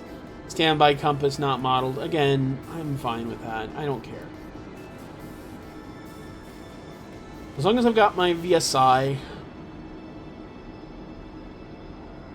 Ooh.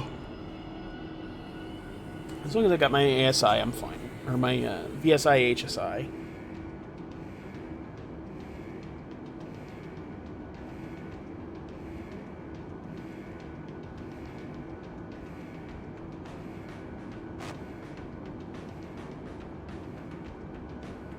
There's a part of me that wants to just quit this flight and go and do GA, because this flight is just, it's frustrating me.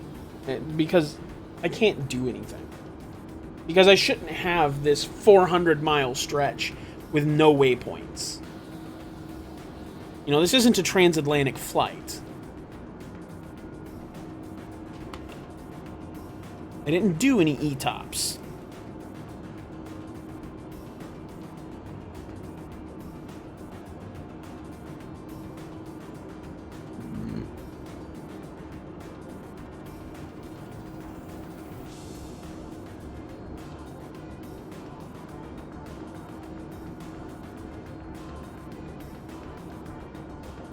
But it shouldn't be too long. We're maybe... Oh, where did they move me to?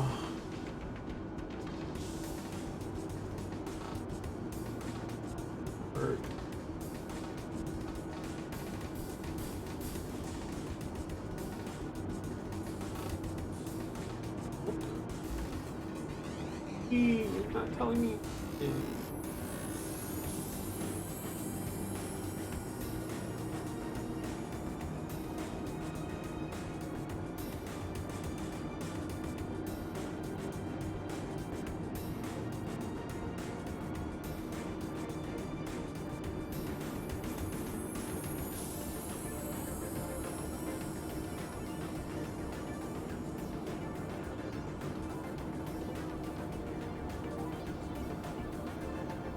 But that's all beside the point.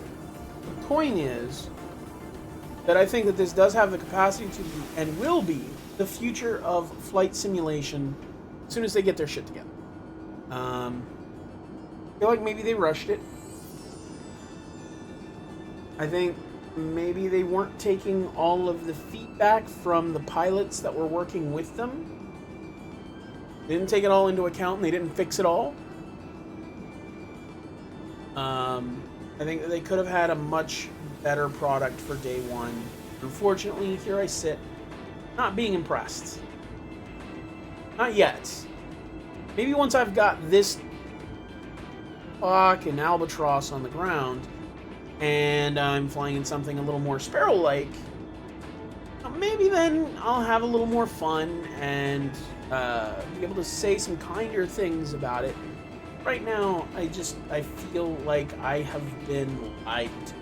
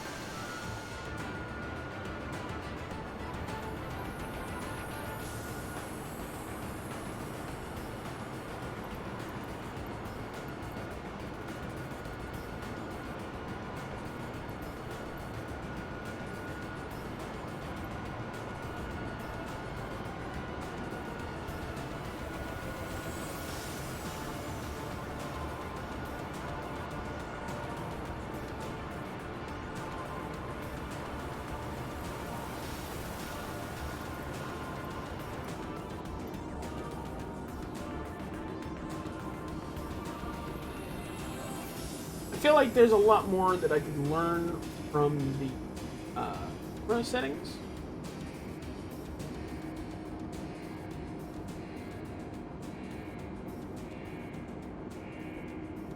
If I put more time into it.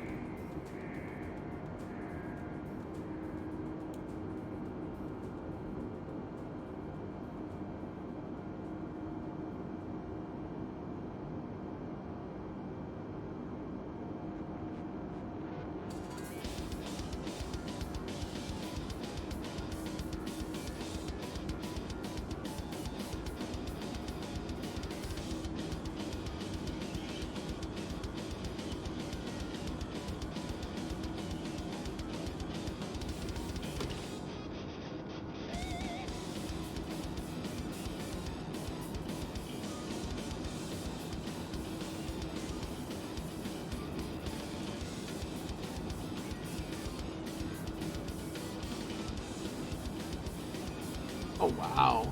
Very, very saturated.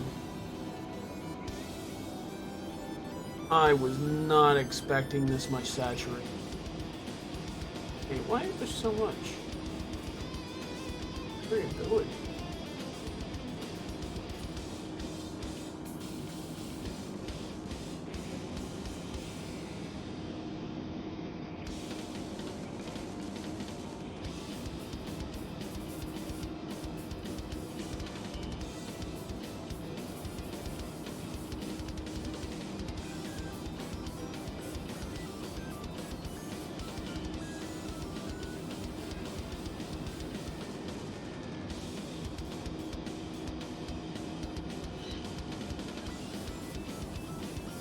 Okay, I apologize, guys. I'm just glancing through the hopper right now while I let you guys have a view out the window.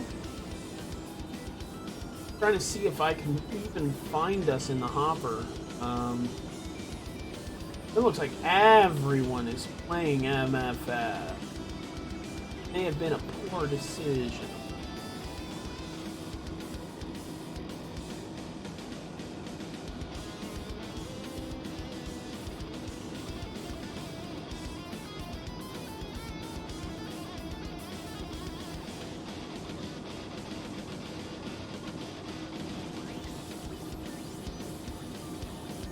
There we are.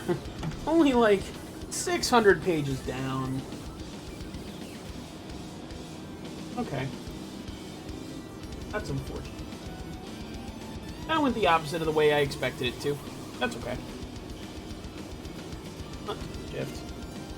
That's 9. Ugh.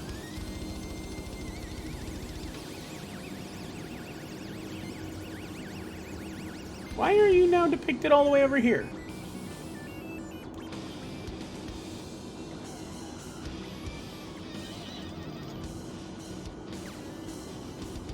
Miles. All right, let's go ahead and go down to 3,000 feet. Managed mode.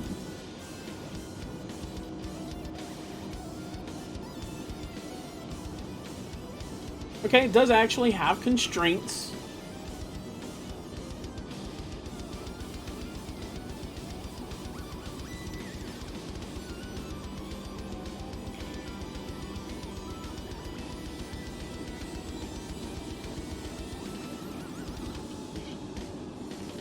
And we're gonna dive bomb for no good goddamn reason.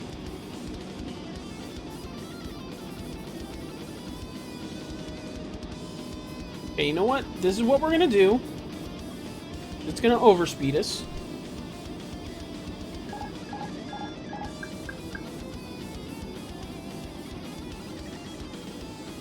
Is we're going to pull back just a little. We're gonna pitch for speed.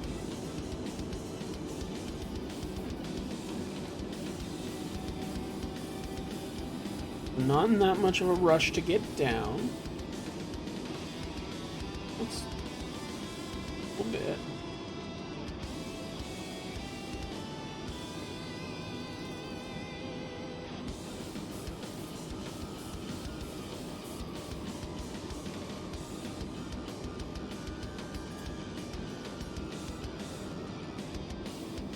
So if we can't hold this speed while we still descend.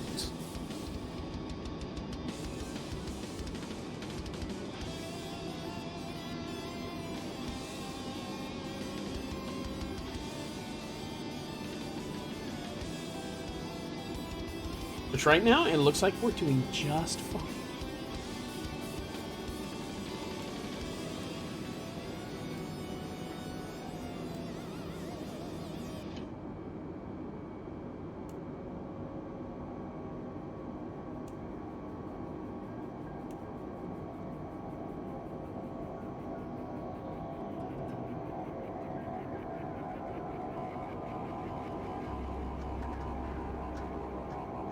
Getting things in order. Speed 1. Brake set medium. Feel like we are very, very high. Hopefully we will get down just fine.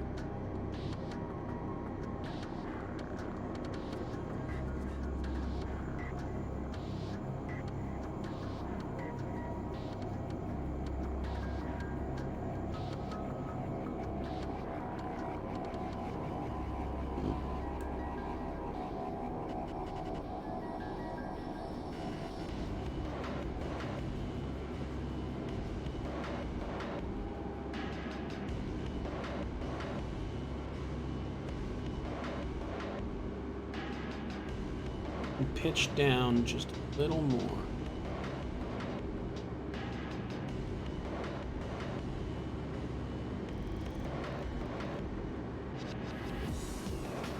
Launch our engine spool down just a little bit.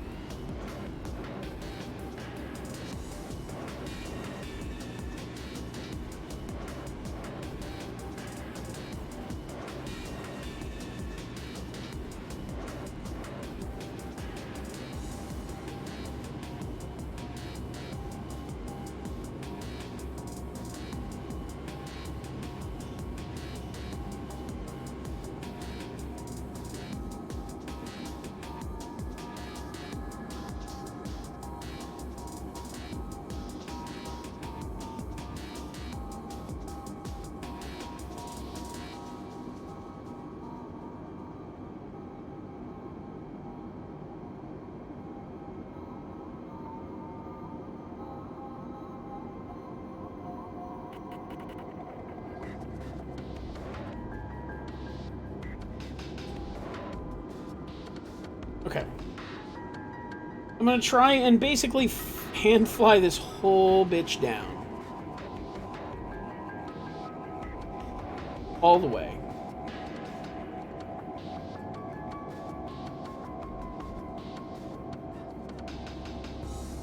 If I can't maintain a decent CVA.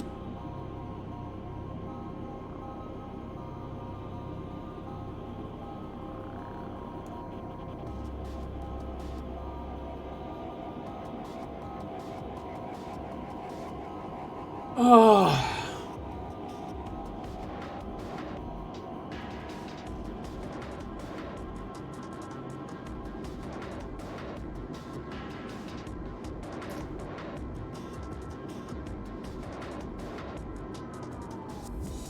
This is actually holding a really good line. I'm not sure why. I'm certainly not doing anything for it. Oh, because we've got a 3-knot crosswind.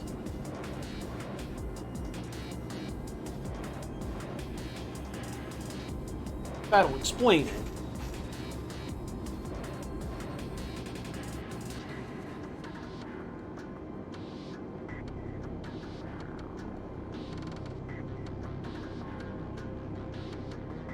The why we have a 3-knot crosswind, 22,000 feet, not entirely sure.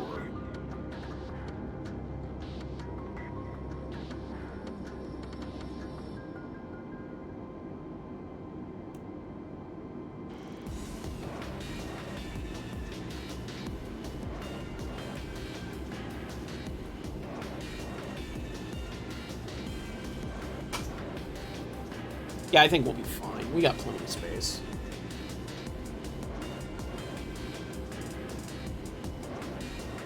I've just never flown manually quite this early before.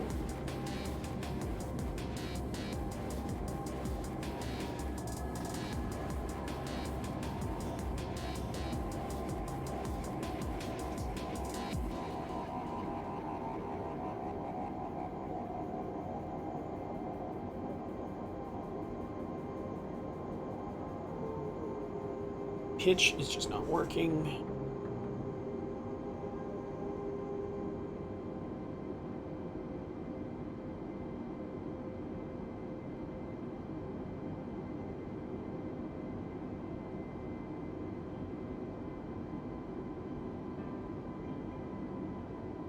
I don't know why it's automatically adjusting my pitch. It should not be doing that anymore.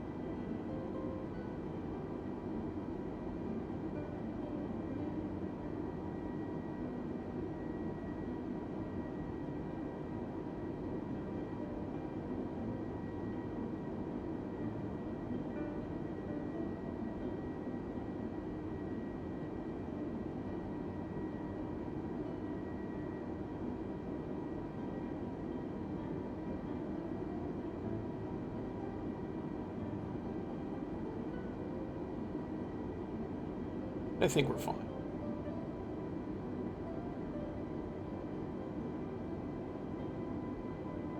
1,008 gift rate.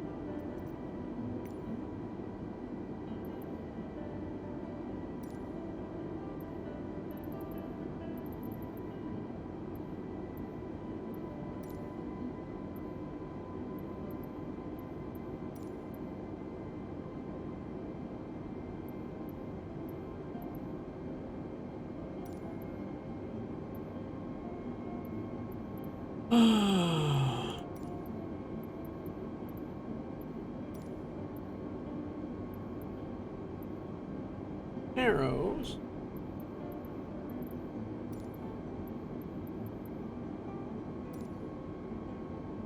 Oh well. Not gonna know the Metar there. Unless somebody wants to go and grab me the Metar for KCA, or KSEA.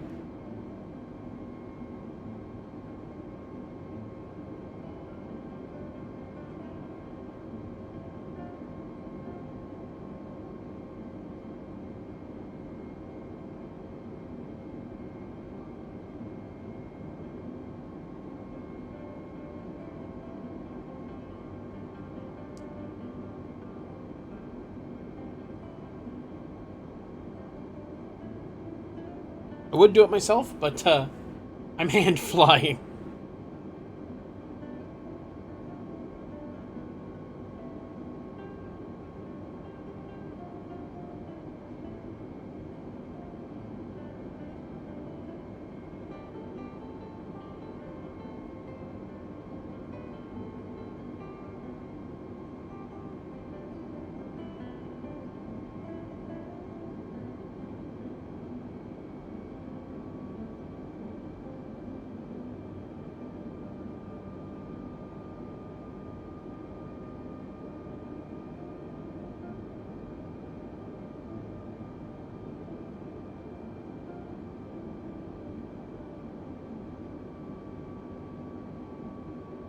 And this should be telling me whether I need to be above or below or at.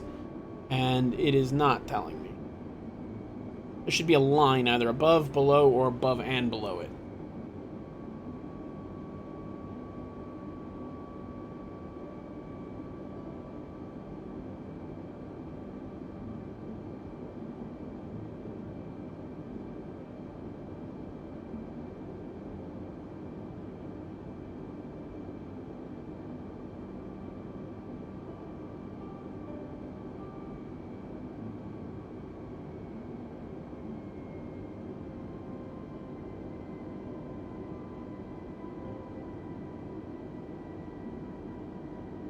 Oh.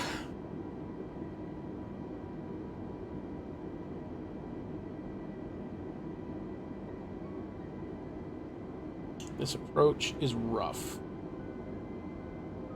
I'm gonna put that out there. In this game, this is rough.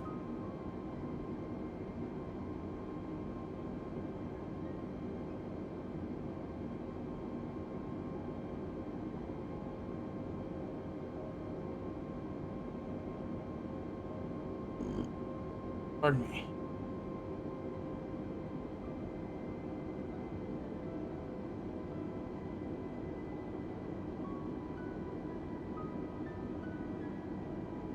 As we cross through 10,000, I'll need to turn on my landing lights.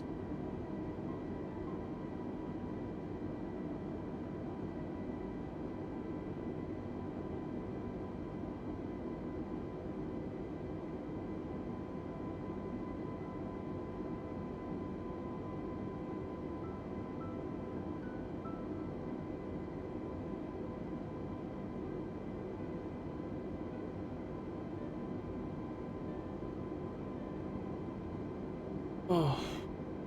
And I don't know why I'm feeling so tired. Actually, I know exactly why I'm feeling so tired. I got really sick last night. It's probably why I'm so disoriented today and just not getting things done on time. Why this simulator is frustrating me so badly. The side stick priority is inoperative. Oh boy.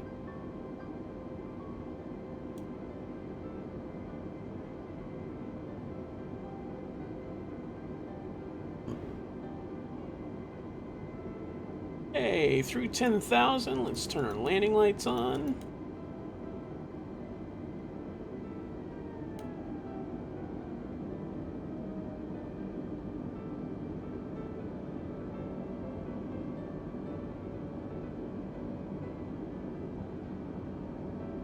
Alright, so we need to pitch down for speed. Actually, no, we need to up for speed.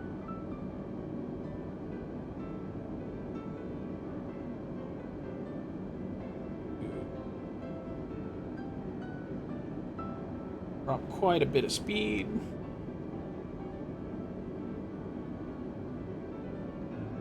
That's why our engine spooled down, which you could hear.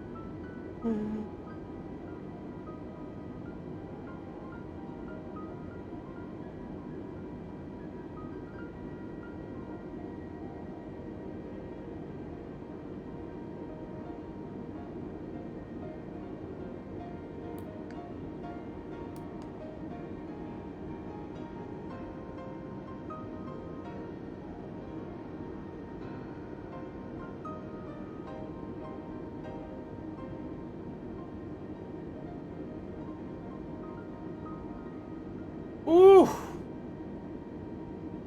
Folks, can't wait to get this thing on the ground.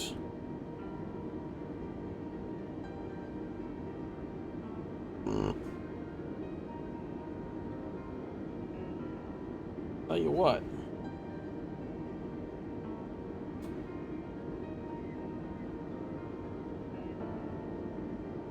Level off.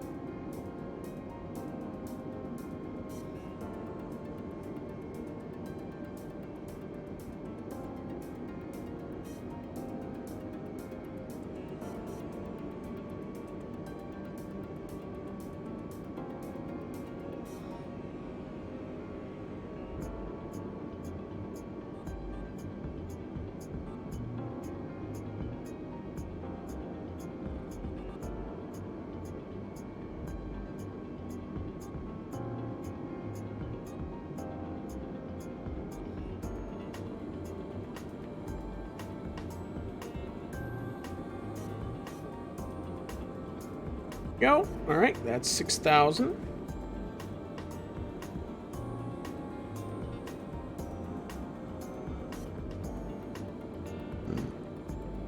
Oh.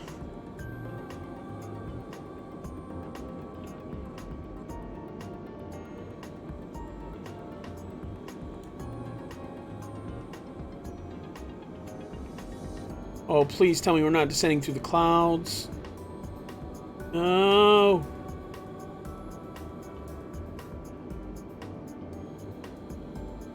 Well, we're gonna do it anyway.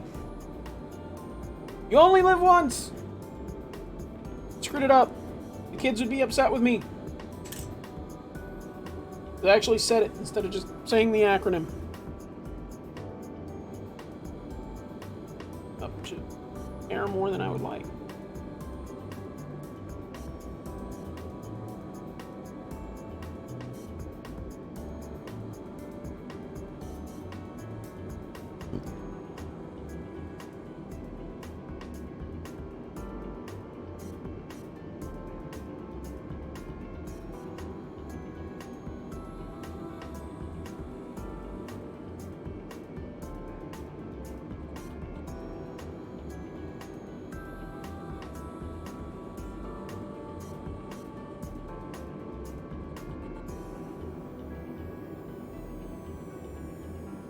Oh boy. Okay. And flying from 6,000. I have not done this in quite some time.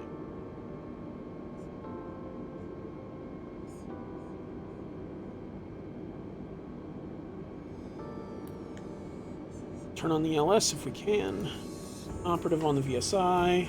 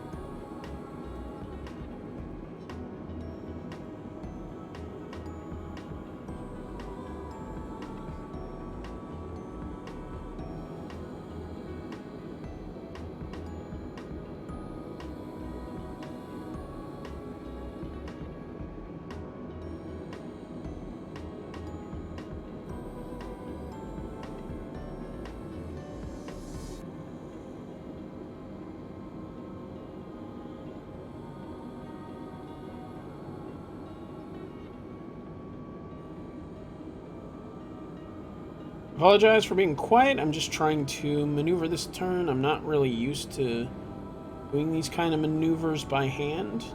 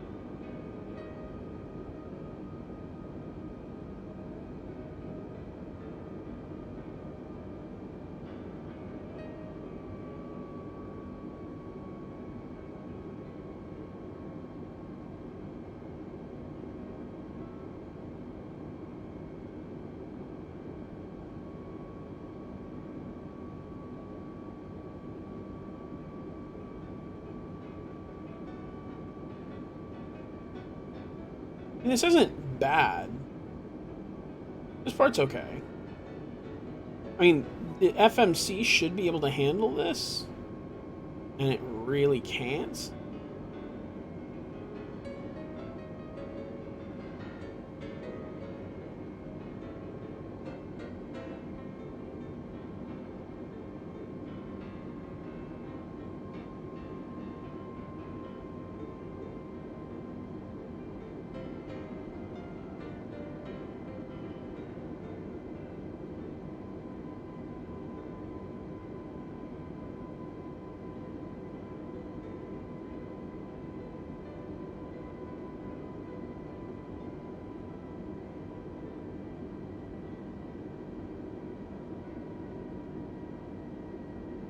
Try and get ourselves back onto our actual track line.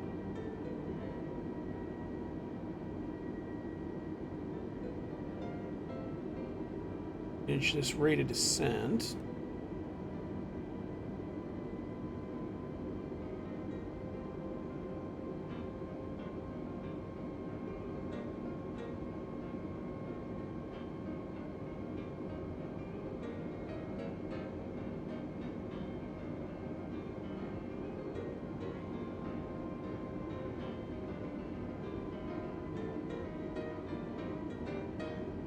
And get a CVA somewhere around 700 to 800 feet per minute.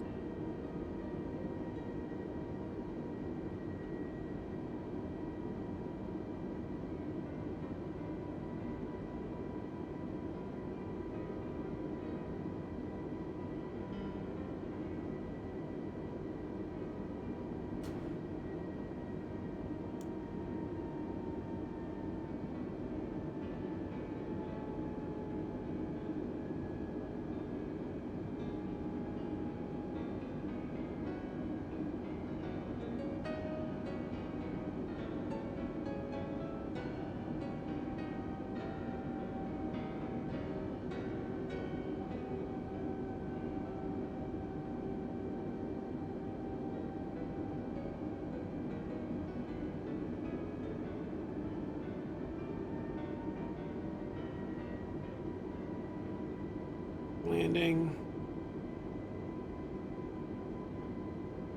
6 left.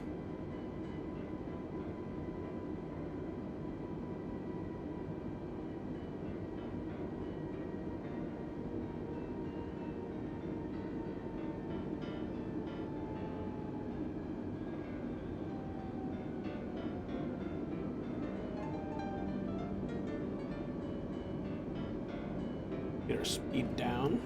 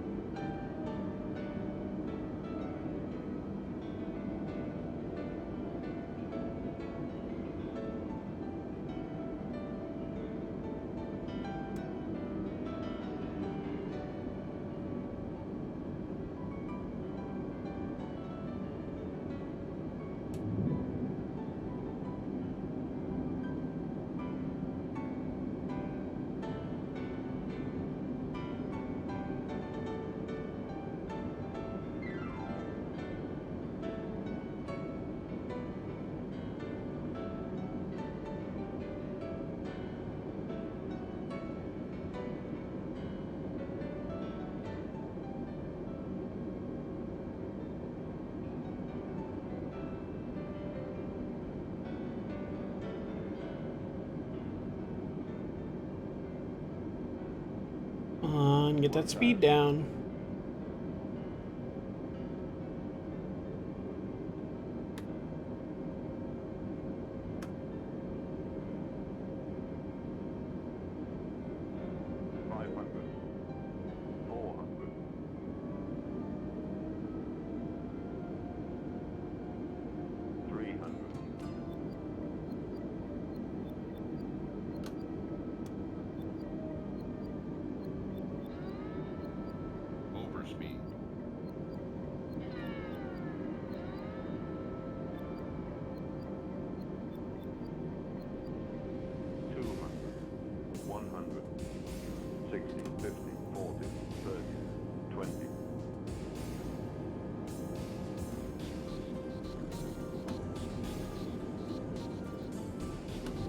Oh.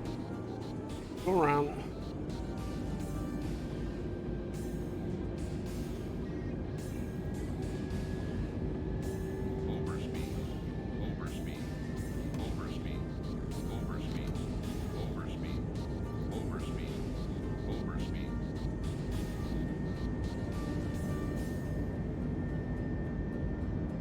Okay, let's try this again.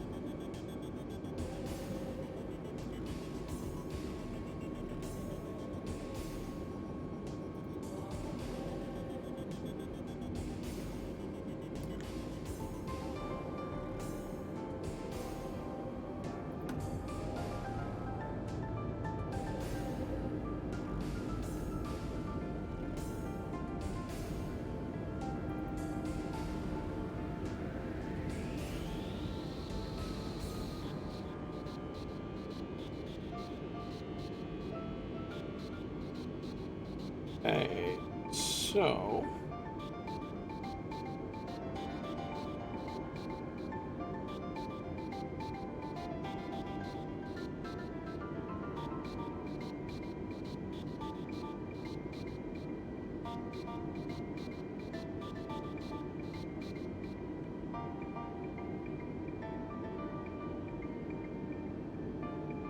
ourselves down a little more. We'll try and do something really weird and stupid. And then if we crash, we crash. Like I said, chance of crashing today, 70%.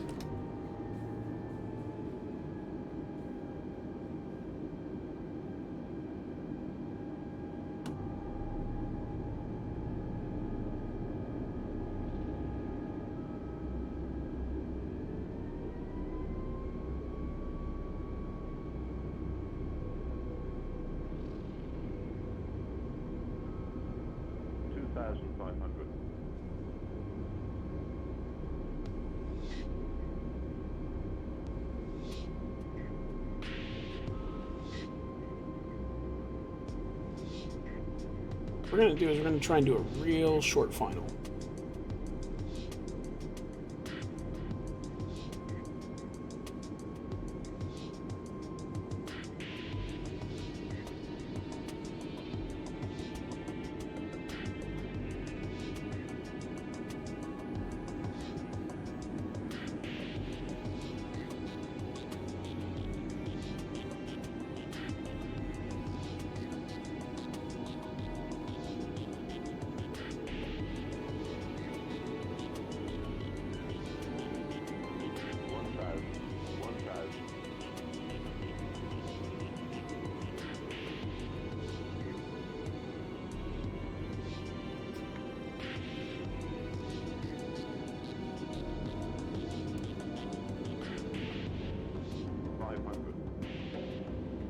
Try.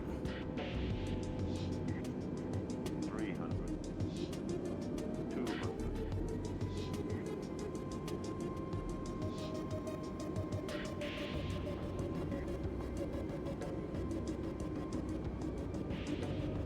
650. 40. 30.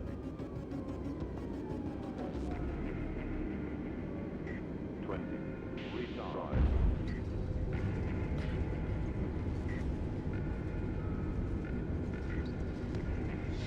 Hey, that wasn't bad.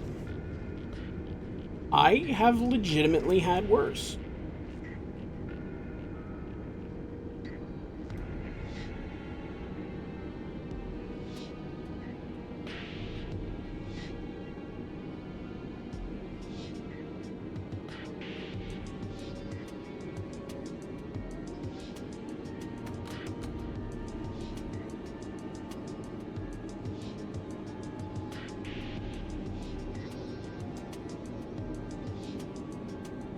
My speed brakes didn't come up either.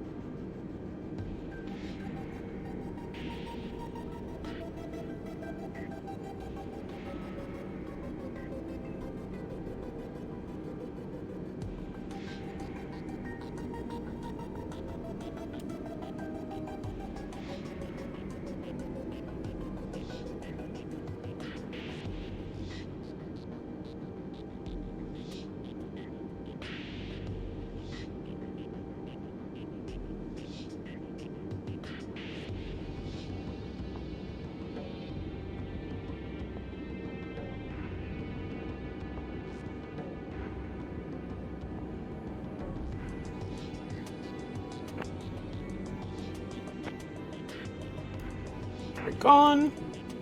Alright. So, that's enough of that shit. One thing I would like to show, though, is if it'll let me. Come on. Come on.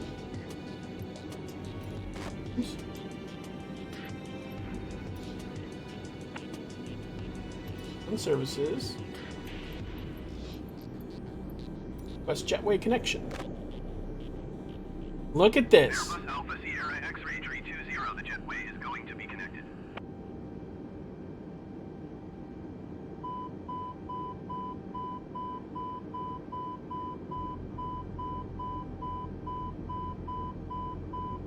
Guys, look at that. How beautiful is that?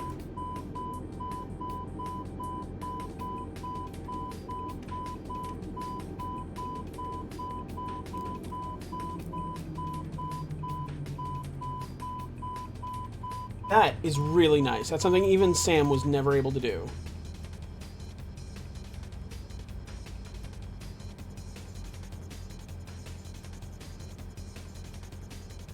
Recall?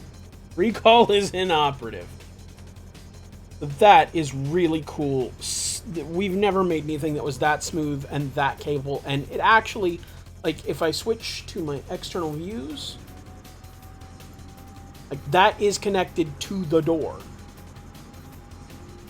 And it legitimately covers the entire... Oh my god, this camera system. And it actually conforms to the jet. Like, realistically, that's fantastic.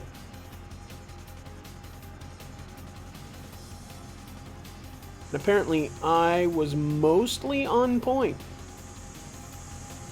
Just spitballing. I pretty much got there. Yeah, collision physics and everything. Like, wow. I will give them that. They did really well with that. Alright. So, what we're going to do... Ooh, the external power even becomes available again. And turn this off. Alright. Landing gear collisions. Well, I have legitimately crashed the airplane because the gear collided with something. But I don't know if that's what you're talking about. Alright, so we're going to do something a little bit different.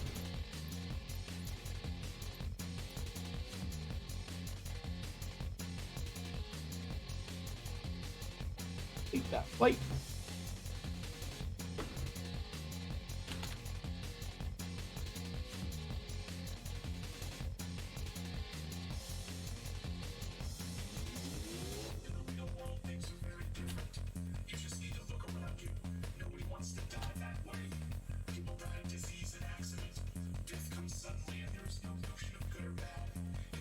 Okay, so apparently my landing rate was minus 752. Oh. I wish this was X-Plane. Alright, so here's what we're gonna do. Stock turning system was always deep magic. Oh, tuning system. Alright, so let's do this. Let's do flight training in a Cessna 152. Okay. Actually, you know what? Oh, well, I suppose we should. Aileron flaps, rudder and elevator.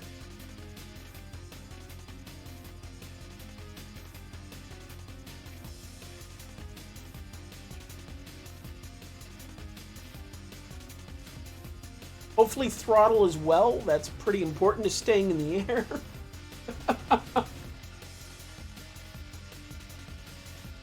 Here, close this so I can see you guys. Alright, let's do what this game is good at. At least for a little bit.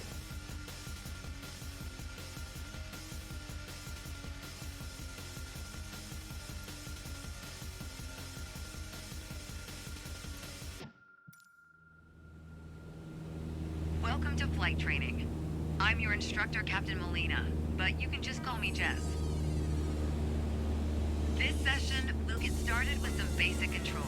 Sound good? First things first, let's get familiar with your surroundings.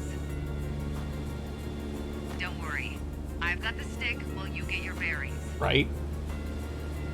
Out your side windows, you can see we have great visibility over Sedona today. This is Red Rock territory. Beautiful, isn't it? Well, you can tell what they focused on.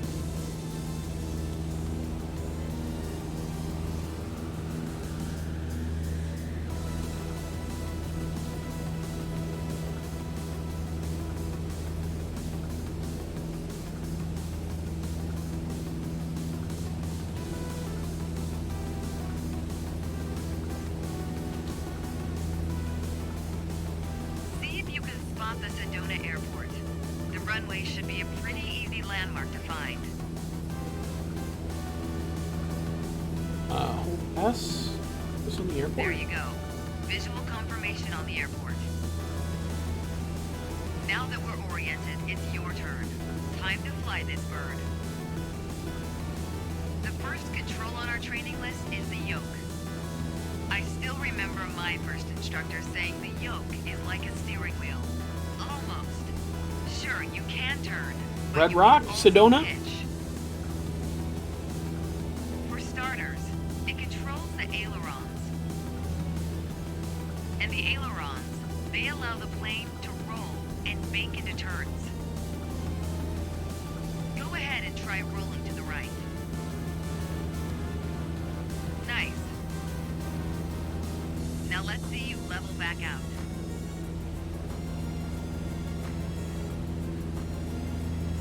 Good. Of course, the yoke also controls the elevator. And the elevator affects the plane's pitch, right? Pull back on the stick, the plane starts to climb. Give it a shot. The most valuable things in aviation are speed and altitude. But notice, when you're pitching up, your speed is decreasing. You could add more power. Or for now, let's just pitch down. Just like that, your speed's picking up again as the nose pitches down. As you level back out, let's talk about another control, the rudders at your feet. Rudder pedals control the aircraft's side-to-side movement, also known as yaw. On the ground, those pedals are going to steer the plane left or right. Up here, they properly align us during turns. Try them out, and watch the plane's nose skew to either side. Simple enough, right? Before we go on, let's bring the plane back to straight-up flight.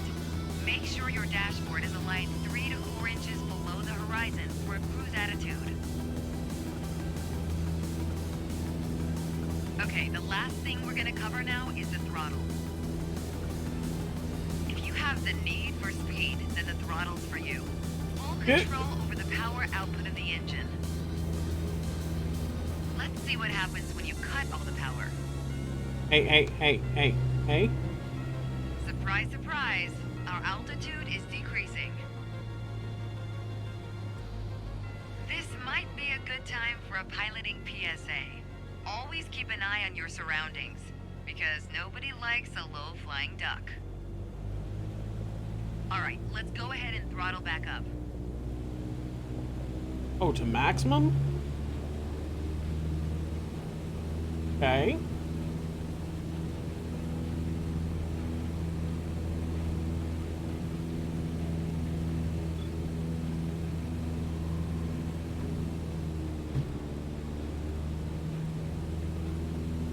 There you go.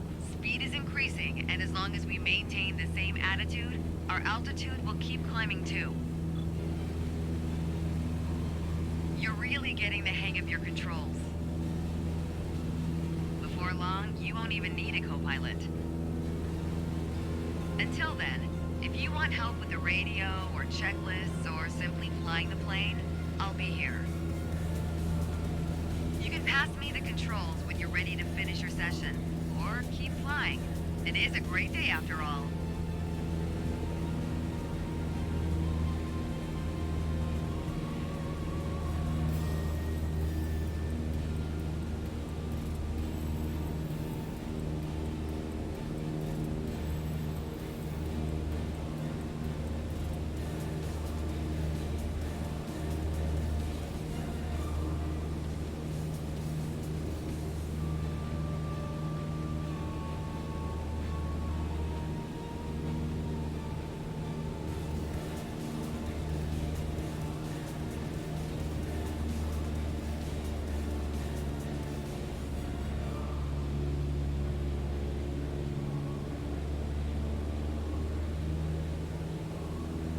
Cessna's got fixed landing gear.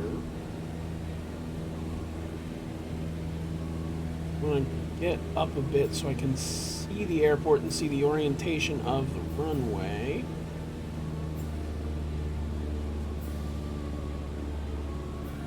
I think it's over this way.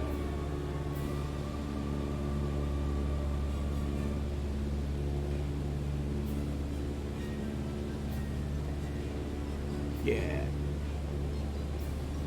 They're right there. I can see it.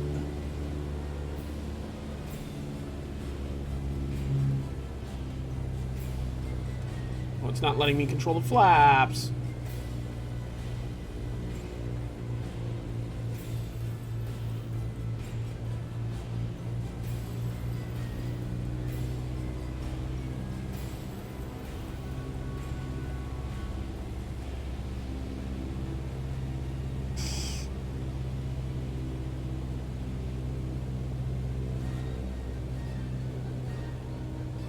The baby's first Cessna? I think so.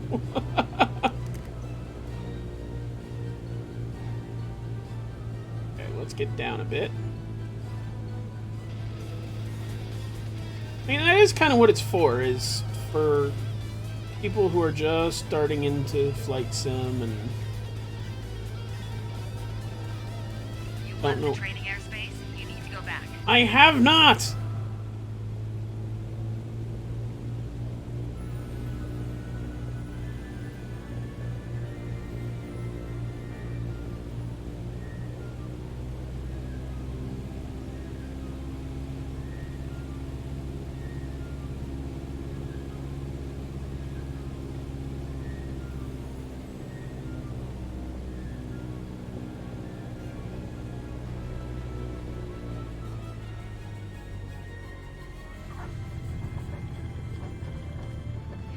You weren't really supposed to land there. It's well done, don't get me wrong. Just not what was expected. At this point, I think it's probably best if we start the lesson over. Whoa! I did not fail to complete the lesson! You completed the lesson and said I could continue flying! Oh, come on. That was a good landing!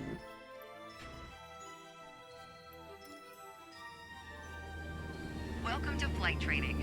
I'm your instructor, Captain Molina, but you can just call me Jess. Right? This session, we'll get started with some basic controls. Sound good? You First told things me I first, could fly. Let's get familiar with your surroundings. Don't worry. I've got the stick while you get your bearings. Out your side windows, you can see we have great visibility over Sedona today. This is Red Rock territory. Beautiful, isn't it? Alright, let's try and just do this quickly. Which he wants.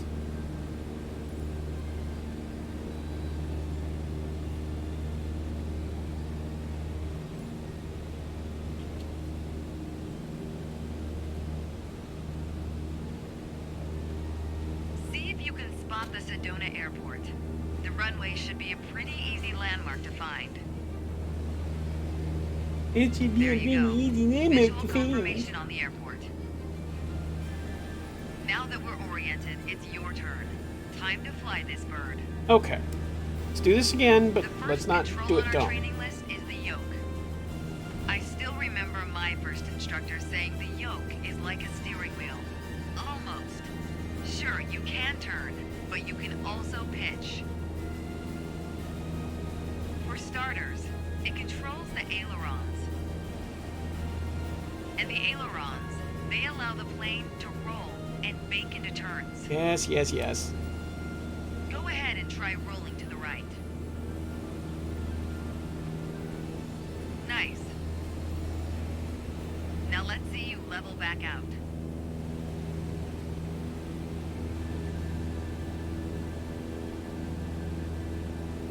Good. Of course, the yoke also controls the elevator. And the elevator affects the plane's pitch, right? Pull back on the stick, the plane starts to climb. Give it a shot. The most valuable things in aviation are speed and altitude.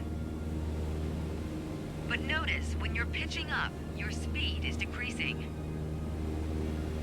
You could add more power. Or for now, let's just pitch down.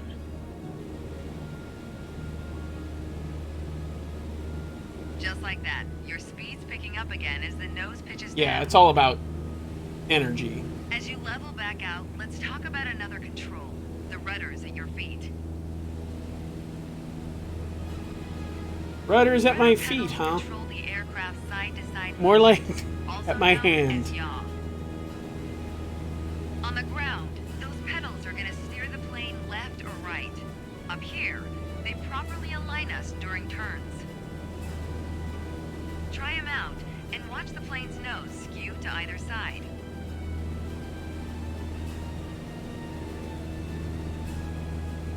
Simple enough, right? Before we go on, let's bring the plane back to straight-up flight. Make sure your dashboard is aligned 3 to 4 inches below the horizon for a cruise attitude. Okay, the last thing we're gonna cover now is the throttle. If you have the need for speed, then the throttle's for you. Oh, come on, lady. The power output of the engine. Let's see what happens when you cut all the power. Surprise, surprise, our altitude is decreasing. This might be a good time for a piloting PSA. Always keep an eye on your surroundings, because nobody likes a low-flying duck. All right, let's go ahead and throttle back up. Right? I think it's definitely... I think it definitely is.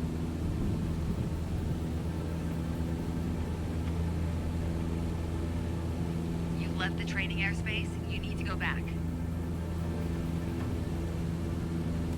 There you go. Speed is increasing, and as long as we maintain the same attitude, our altitude will keep climbing too. You're really getting the hang of your controls. Before long, you won't even need a co-pilot. Until then, if you want help with the radio or checklists or With simply outtakes, flying the yeah. plane, I'll be here. You can pass me the controls when you're ready to finish your session, or keep flying. It is a great day after all. All right, I have control. Good job.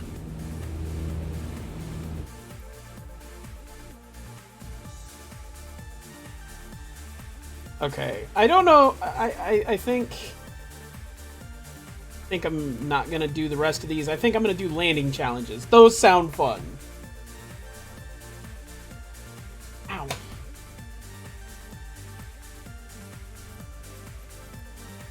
Let's get away from training and go to activity. I think it is. Landing challenges. Just do famous, I guess. Jackson, USA.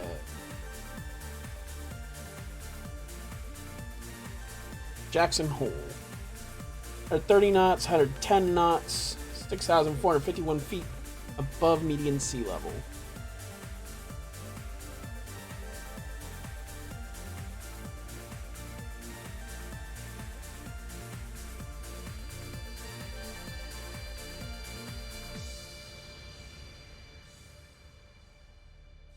Alright, let's see how this goes.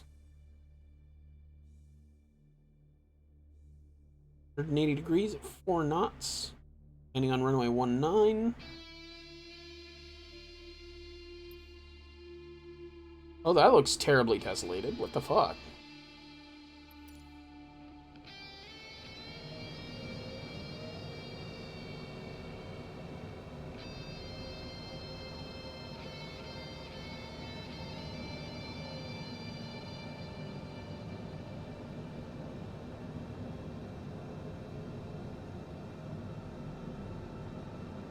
Landing here. Landing here. Landing here. Landing here. Landing here. Landing here.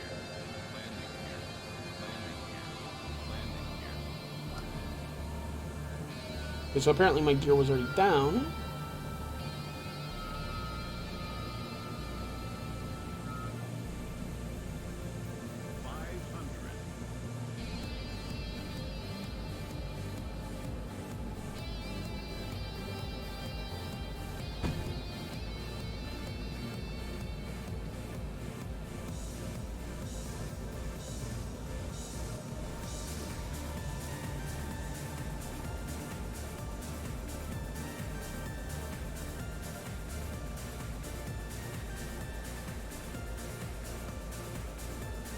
Okay, I can.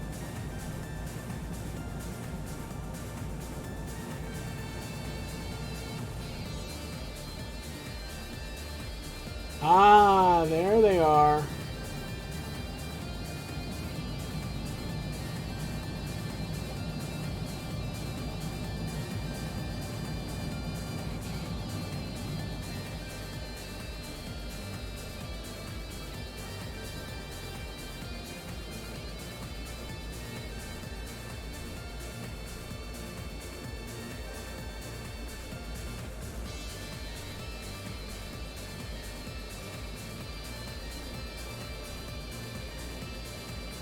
That is a taxiway.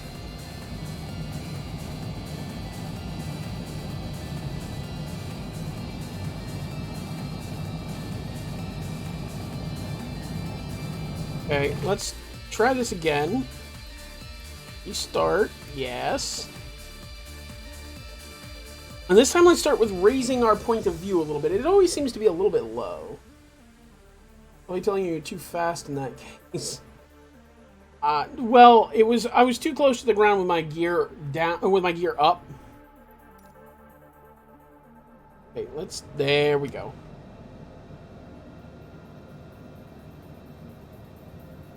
Back out. Laps 1.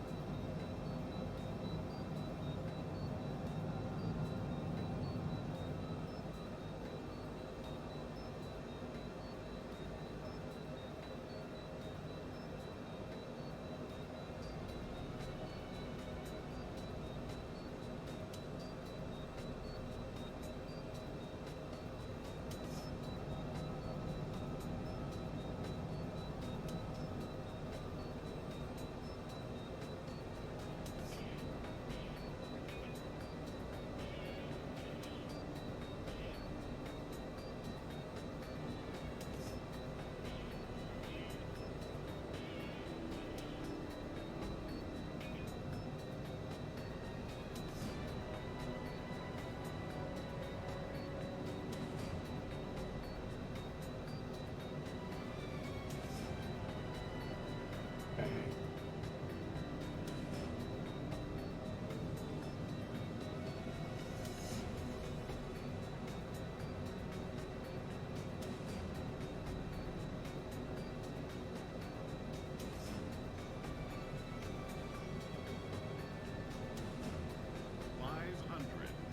500.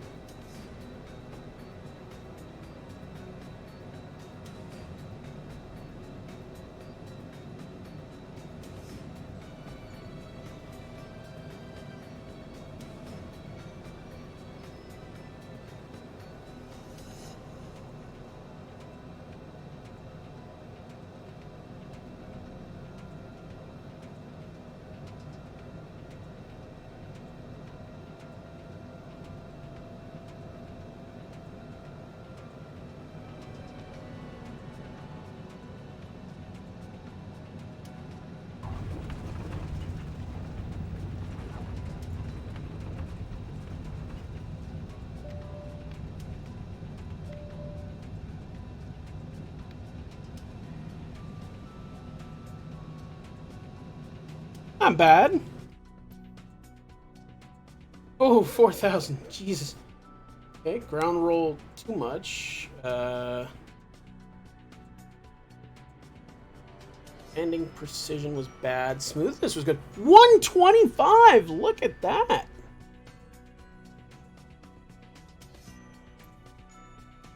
Okay.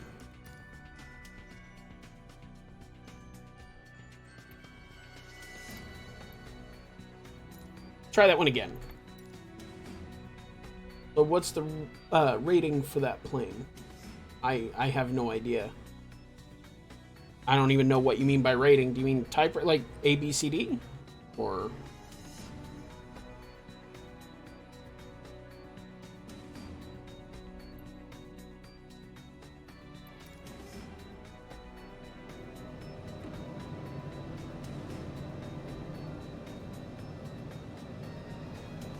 on spec descent rate. Probably 3%. Or 3 degree. Pretty common.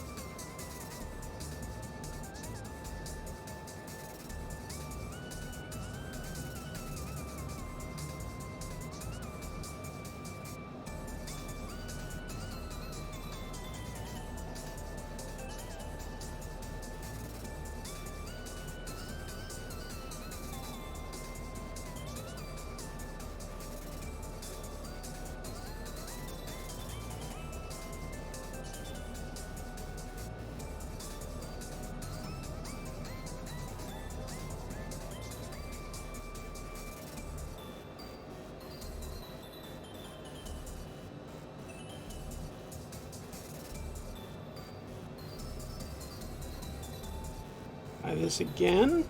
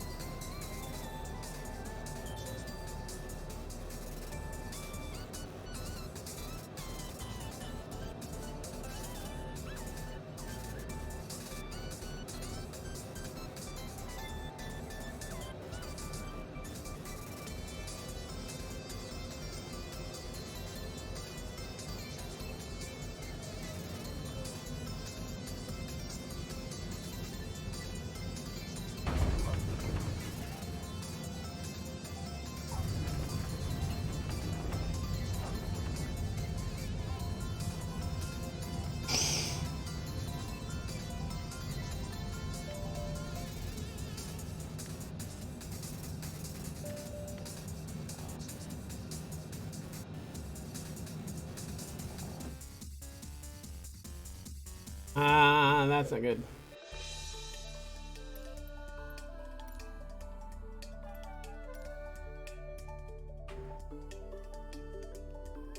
$130 and $110 by the turn. Come on.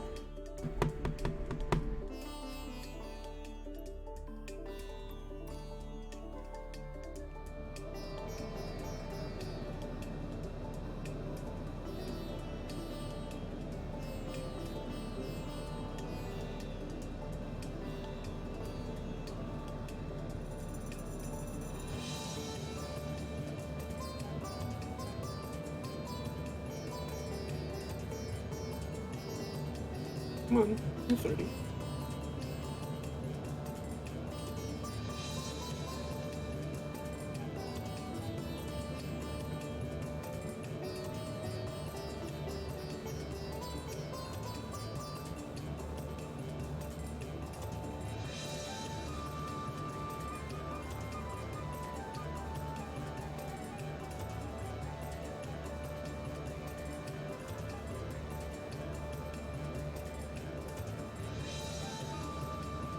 drop down the throttle.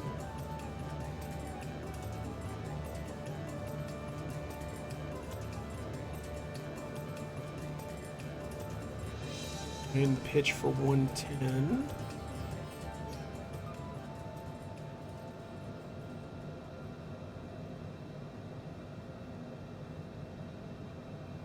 Okay, this feels better.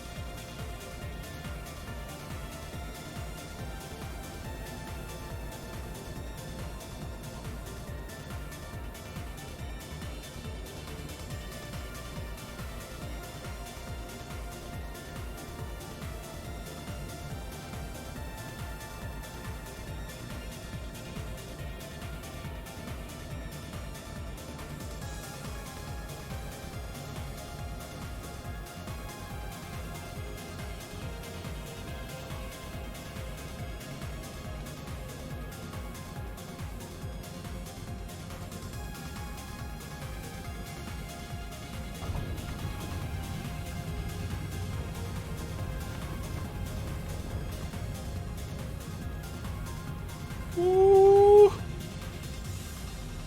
Feel like that was a lot better.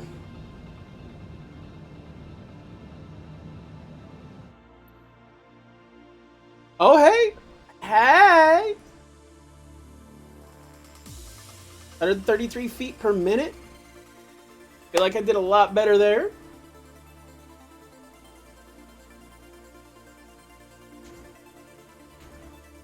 It is running really smooth. It's a lot better when you're not in the airliners.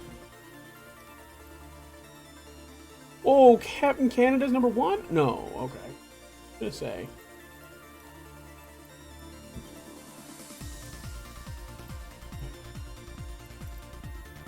Try another. What's this little Granada Grande? I don't know.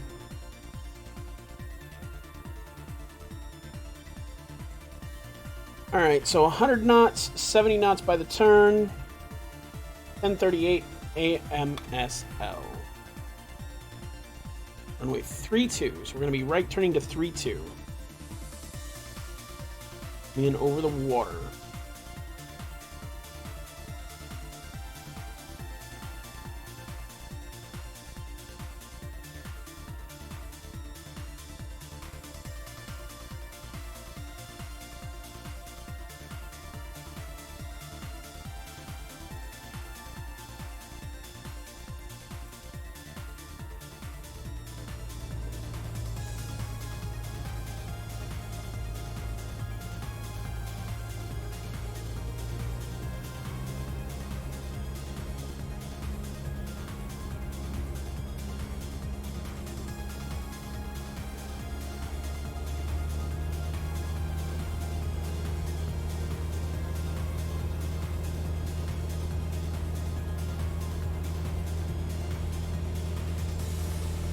Let's try this.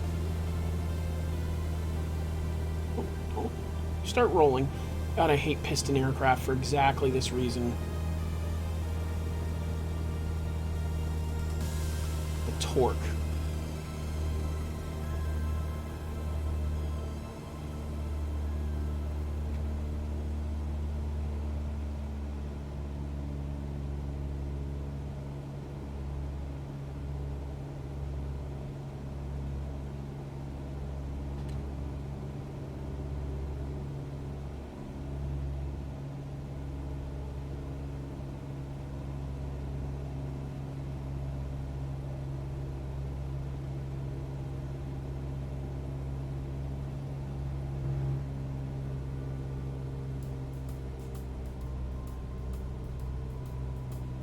I feel like the rumors how badly it runs were greatly exaggerated.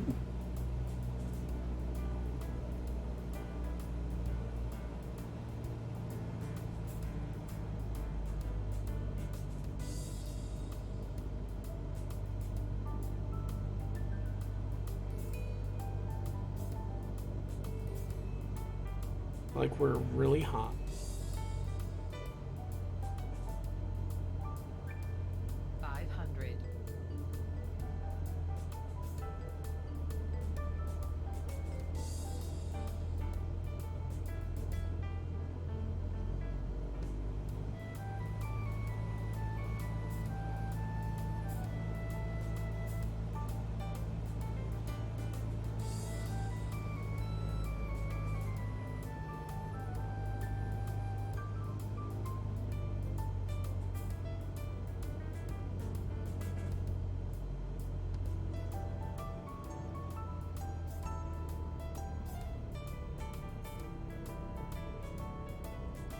No, that's bad.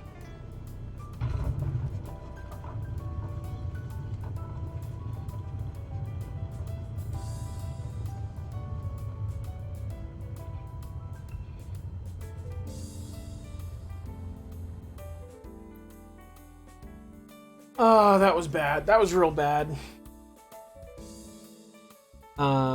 People without a brand new computer probably aren't going to be able to run on max. Oh god, even I'm not running on max. I'm running on high, but not max. Oh no. But it's not meant to be. Like, this is a brand new game. It just came out. It shouldn't be running on max on 2 to 3 year old computers. 2 to 3 year old computers, you should maybe be able to play it.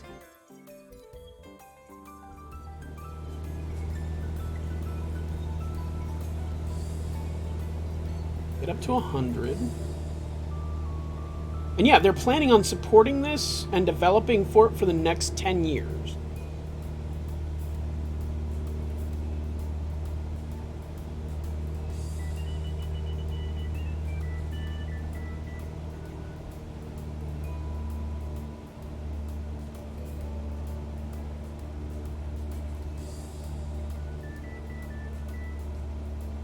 FSX was already pretty much a dumpster fire the day it was released. Which, to be honest, was this.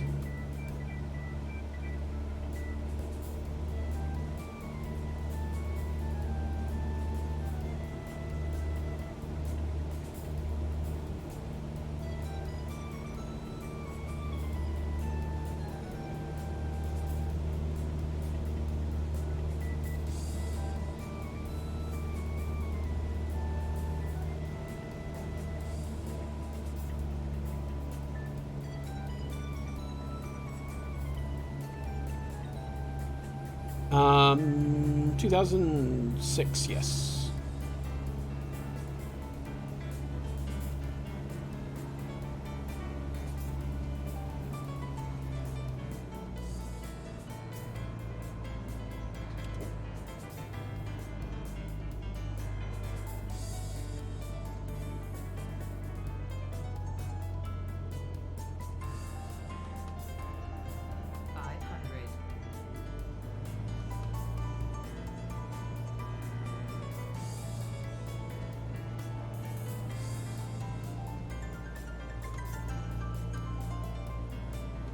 Apparently there are some people who've already played with the VR on it.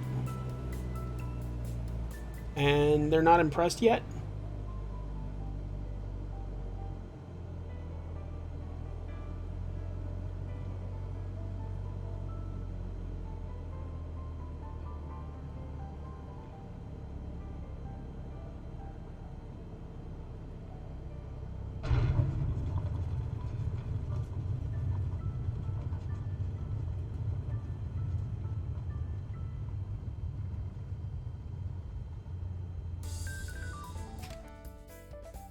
Hey!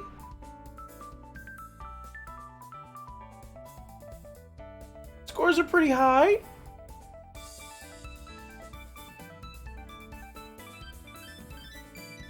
Oh, it doesn't have to do anything to keep up. It's already superior to X-Plane in most respects, except for where it comes to airliner and third-party development.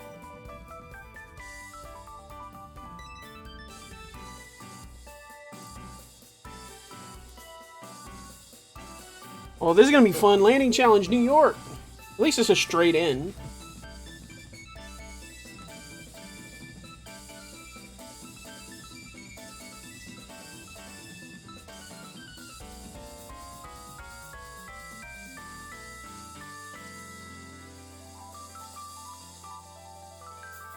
Oh, come on. Let me in!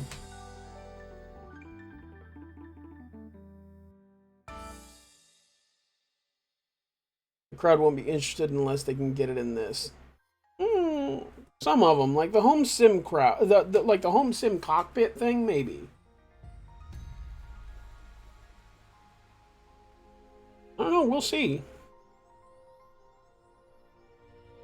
It is an airliner, so probably.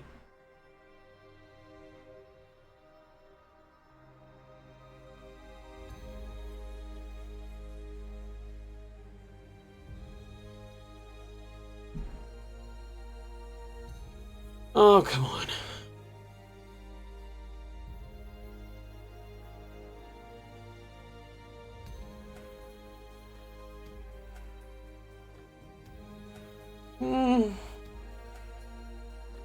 I think maybe that says more about the people you tend to congregate around and what type of simmers they tend to be.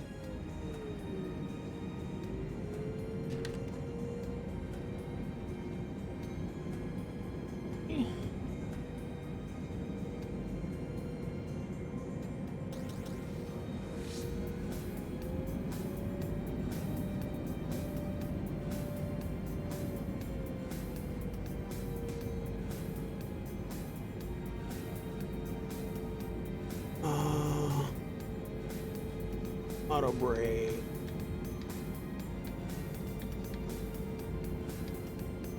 Three.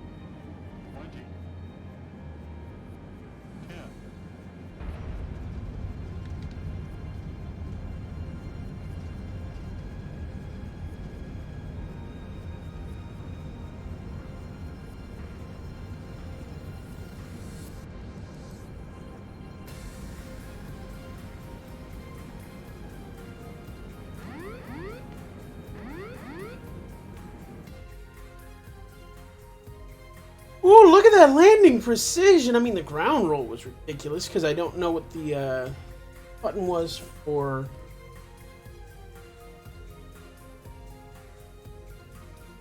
Yeah, it's very niche. I think it works best in milsim. Hey, 1600 for my first attempt? And this is my first time ever flying a 747? Let's try that again. But real quick, as we get in, I'm going to look at my controls and make sure reversers are properly mapped. I'm not using reversers at all.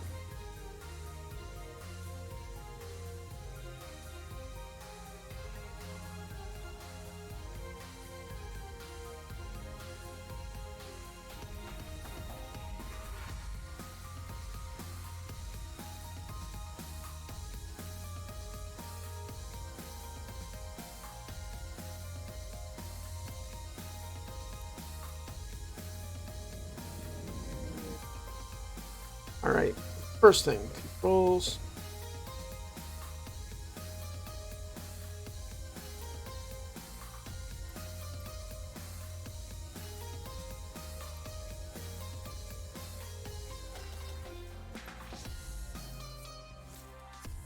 Four.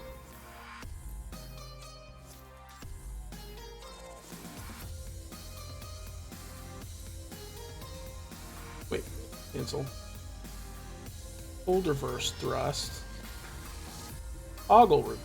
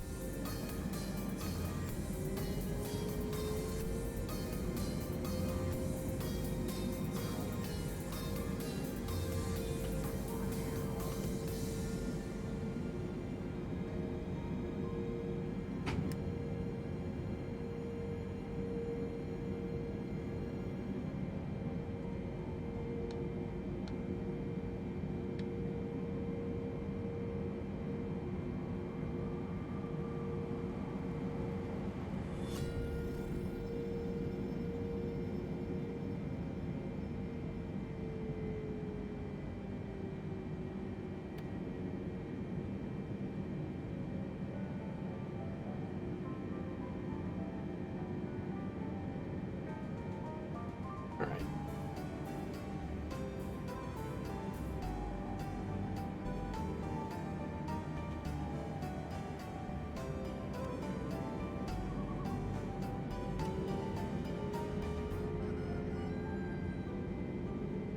Now on the 7.4, one thing I do know from real-world pilots, oftentimes you'll get 3 white, 1 red. And that's normal.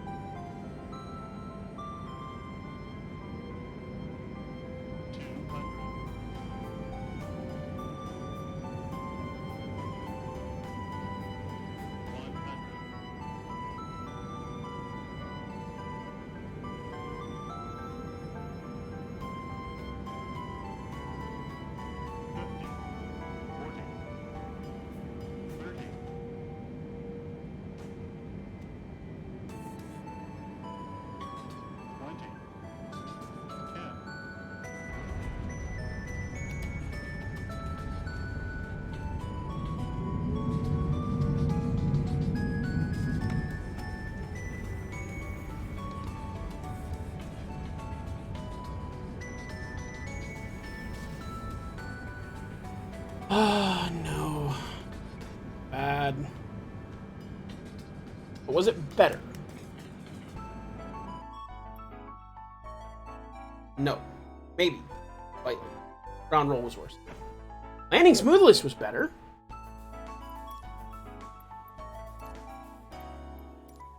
Try it again. We can do better. We can do better, guys.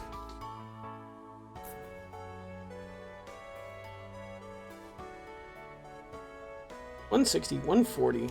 Okay.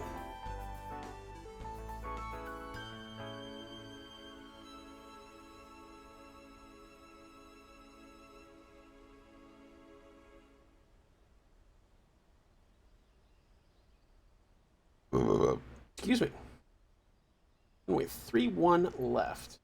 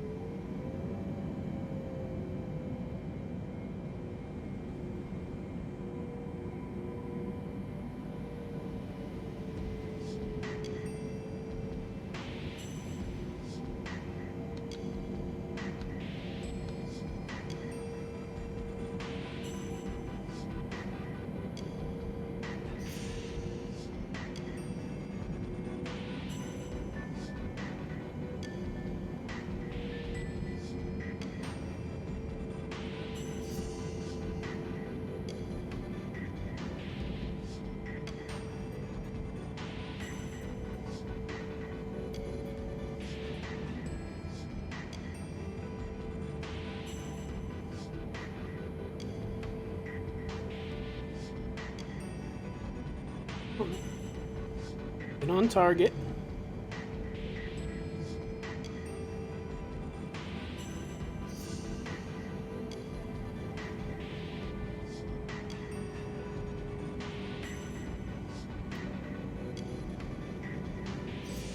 We're flapping. You're down.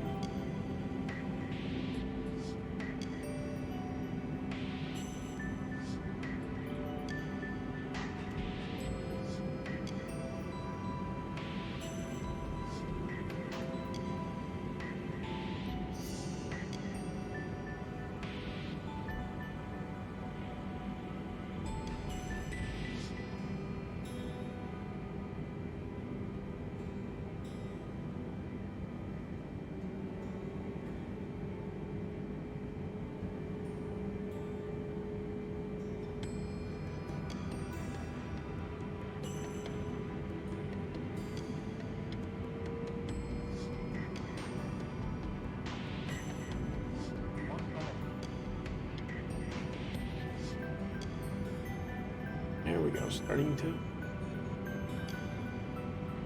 see what I mean about it feeling like it's responding like GA? Like, I'm barely making these tiny, twitchy movements.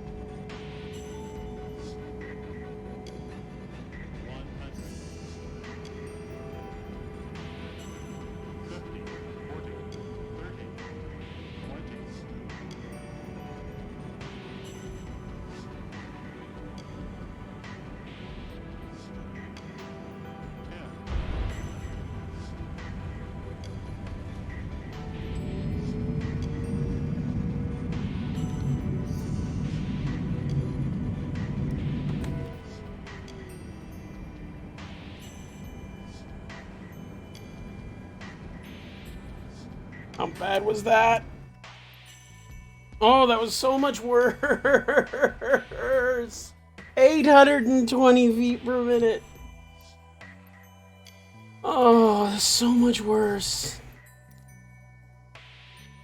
I mean, so far, I haven't managed to crash on stream. I have done it once off stream. But I have managed not to crash on stream yet.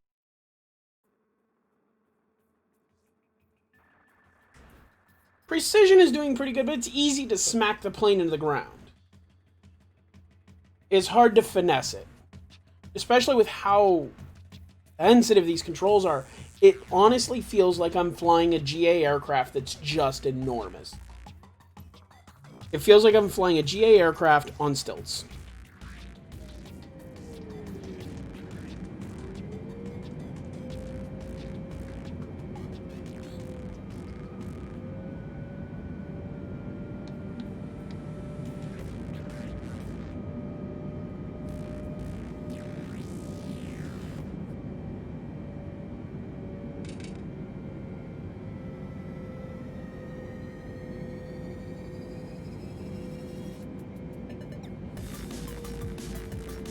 What are you doing, plane?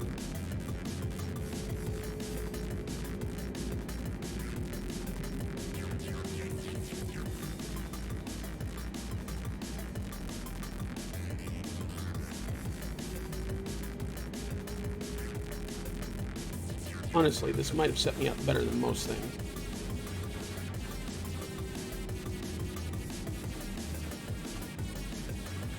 See, I think what's messing me up here is this displaced threshold. So, like if you see that little bit of taxiway off on the left that I can't really point at, but if you can see it, the actual threshold and where I'm supposed to land is about 100 to 1,000 feet past that.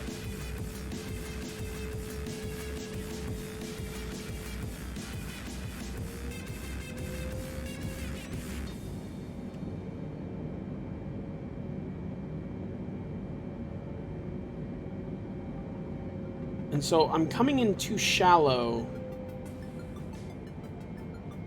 And it's leading me to make stupid mistakes.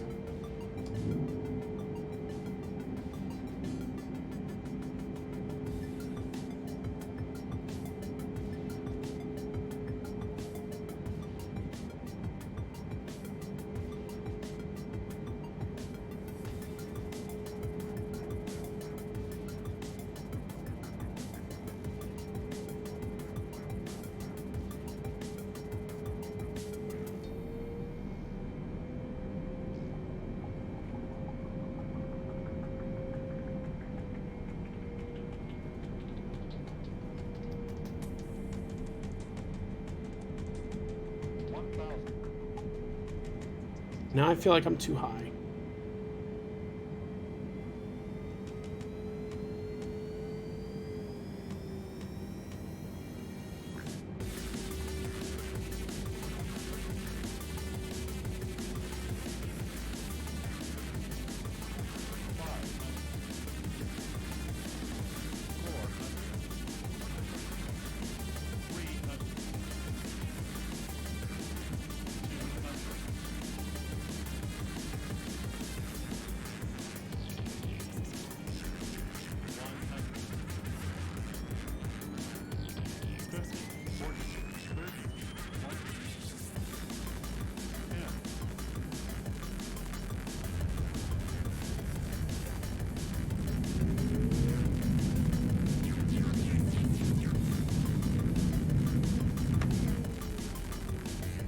That was better.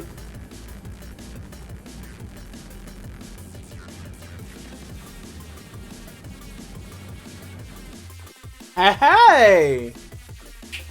There we go. Ground roll was still too high.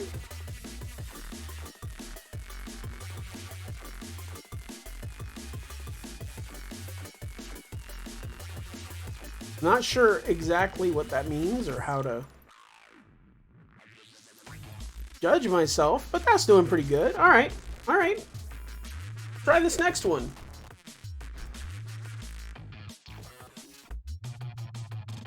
Ah, I want to go to the next activity. Yes.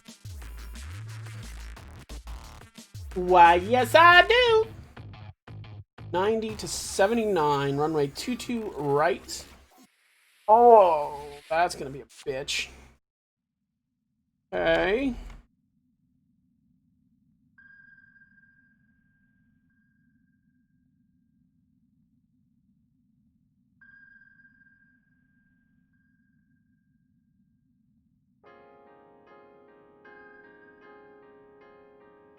don't even know what fucking plane we're flying.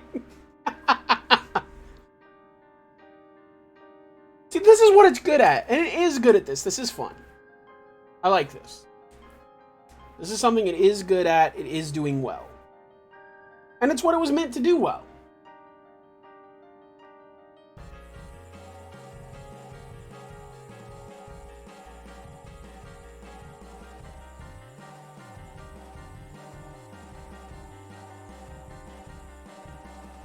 Starting altitude is going to be 1265. Get down to 10 feet.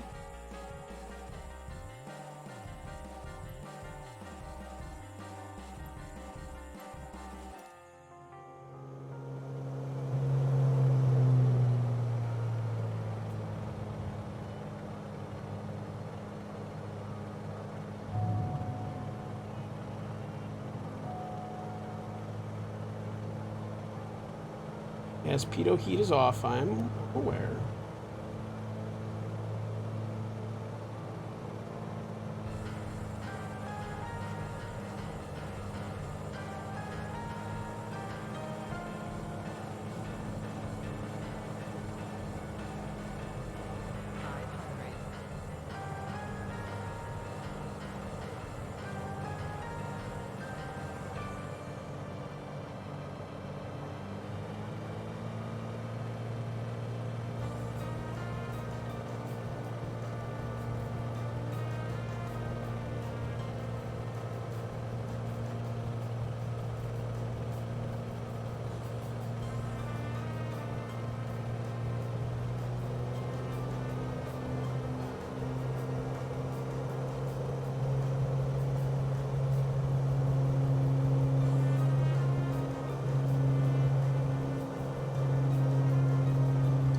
Why are we still descending?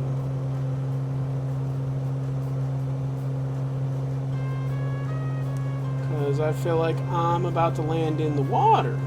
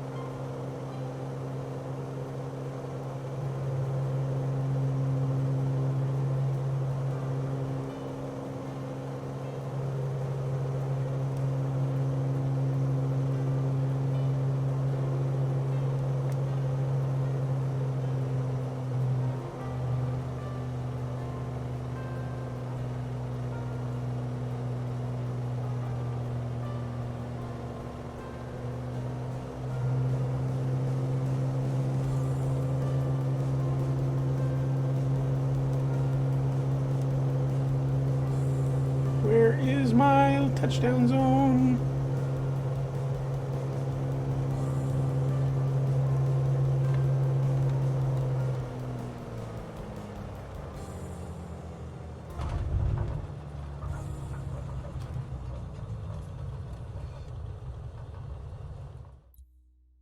Oh, I'm on the wrong runway. Well.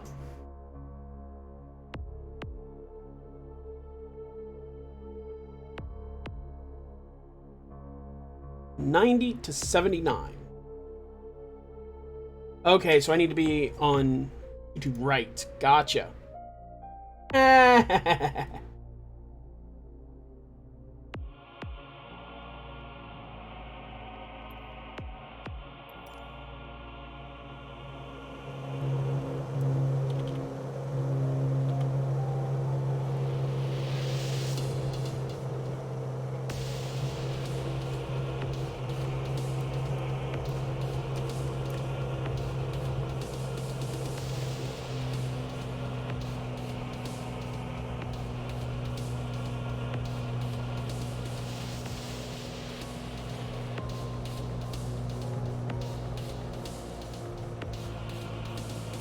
think it was kind of weird, because, like, you notice the propeller was stuck not spinning most of that time, too.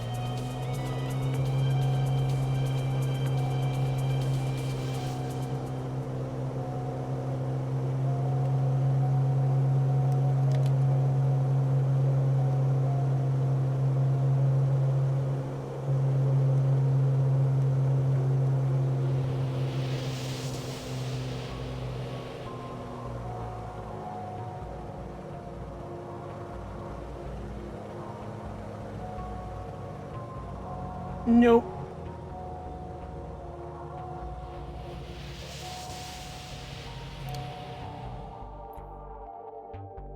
Oh, this one has...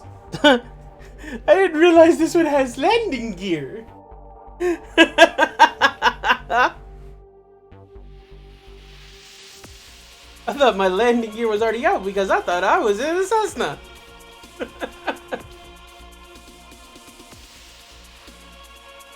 Let's try it again. We can do it. We can do it. Don't you worry. Don't you worry. We got this. There's that crash. I told y'all it would happen. Okay, we need to roll right.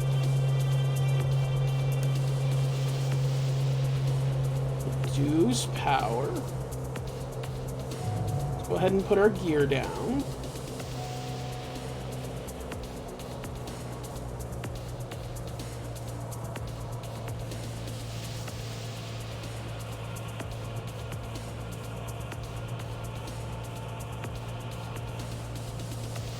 Go ahead and try and kind of hug the coastline.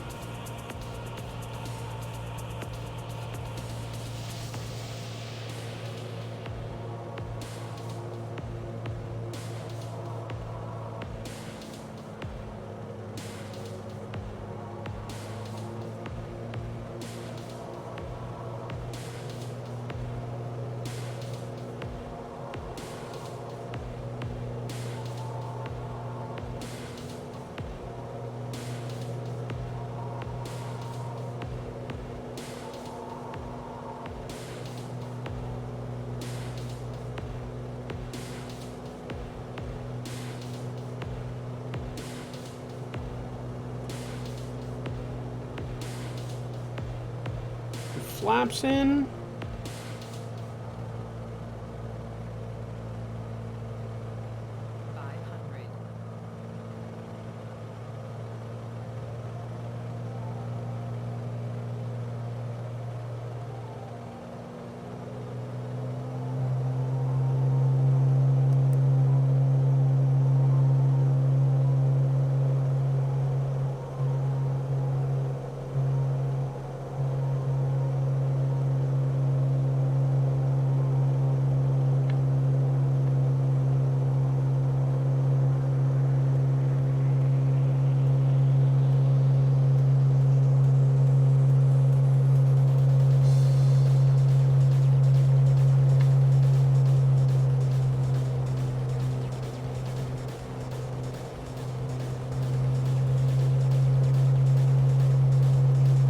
Okay, I can do this. I can do this.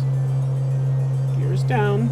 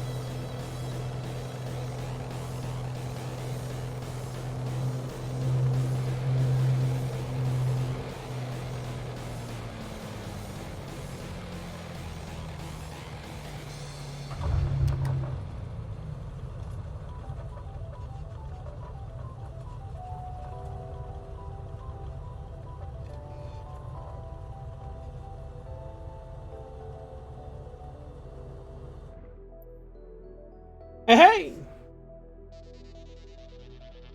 Not doing badly. Okay. Alright. Well, you know what, guys? I've been doing this for about 4 hours now. And I think I'm going to go ahead and call it there. Thank you guys so much for coming. I hope you've enjoyed this stream. I'm glad that we were able to get a plane off the ground. That was a very frustrating start, but hopefully we got somewhere fun. I think more of these landing challenges would be fun. I'll probably practice a few of them off stream, but we'll be looking at doing more of this. I appreciate you guys being here. I will see you guys hopefully tomorrow. Thank you. Have a good evening. Bye-bye.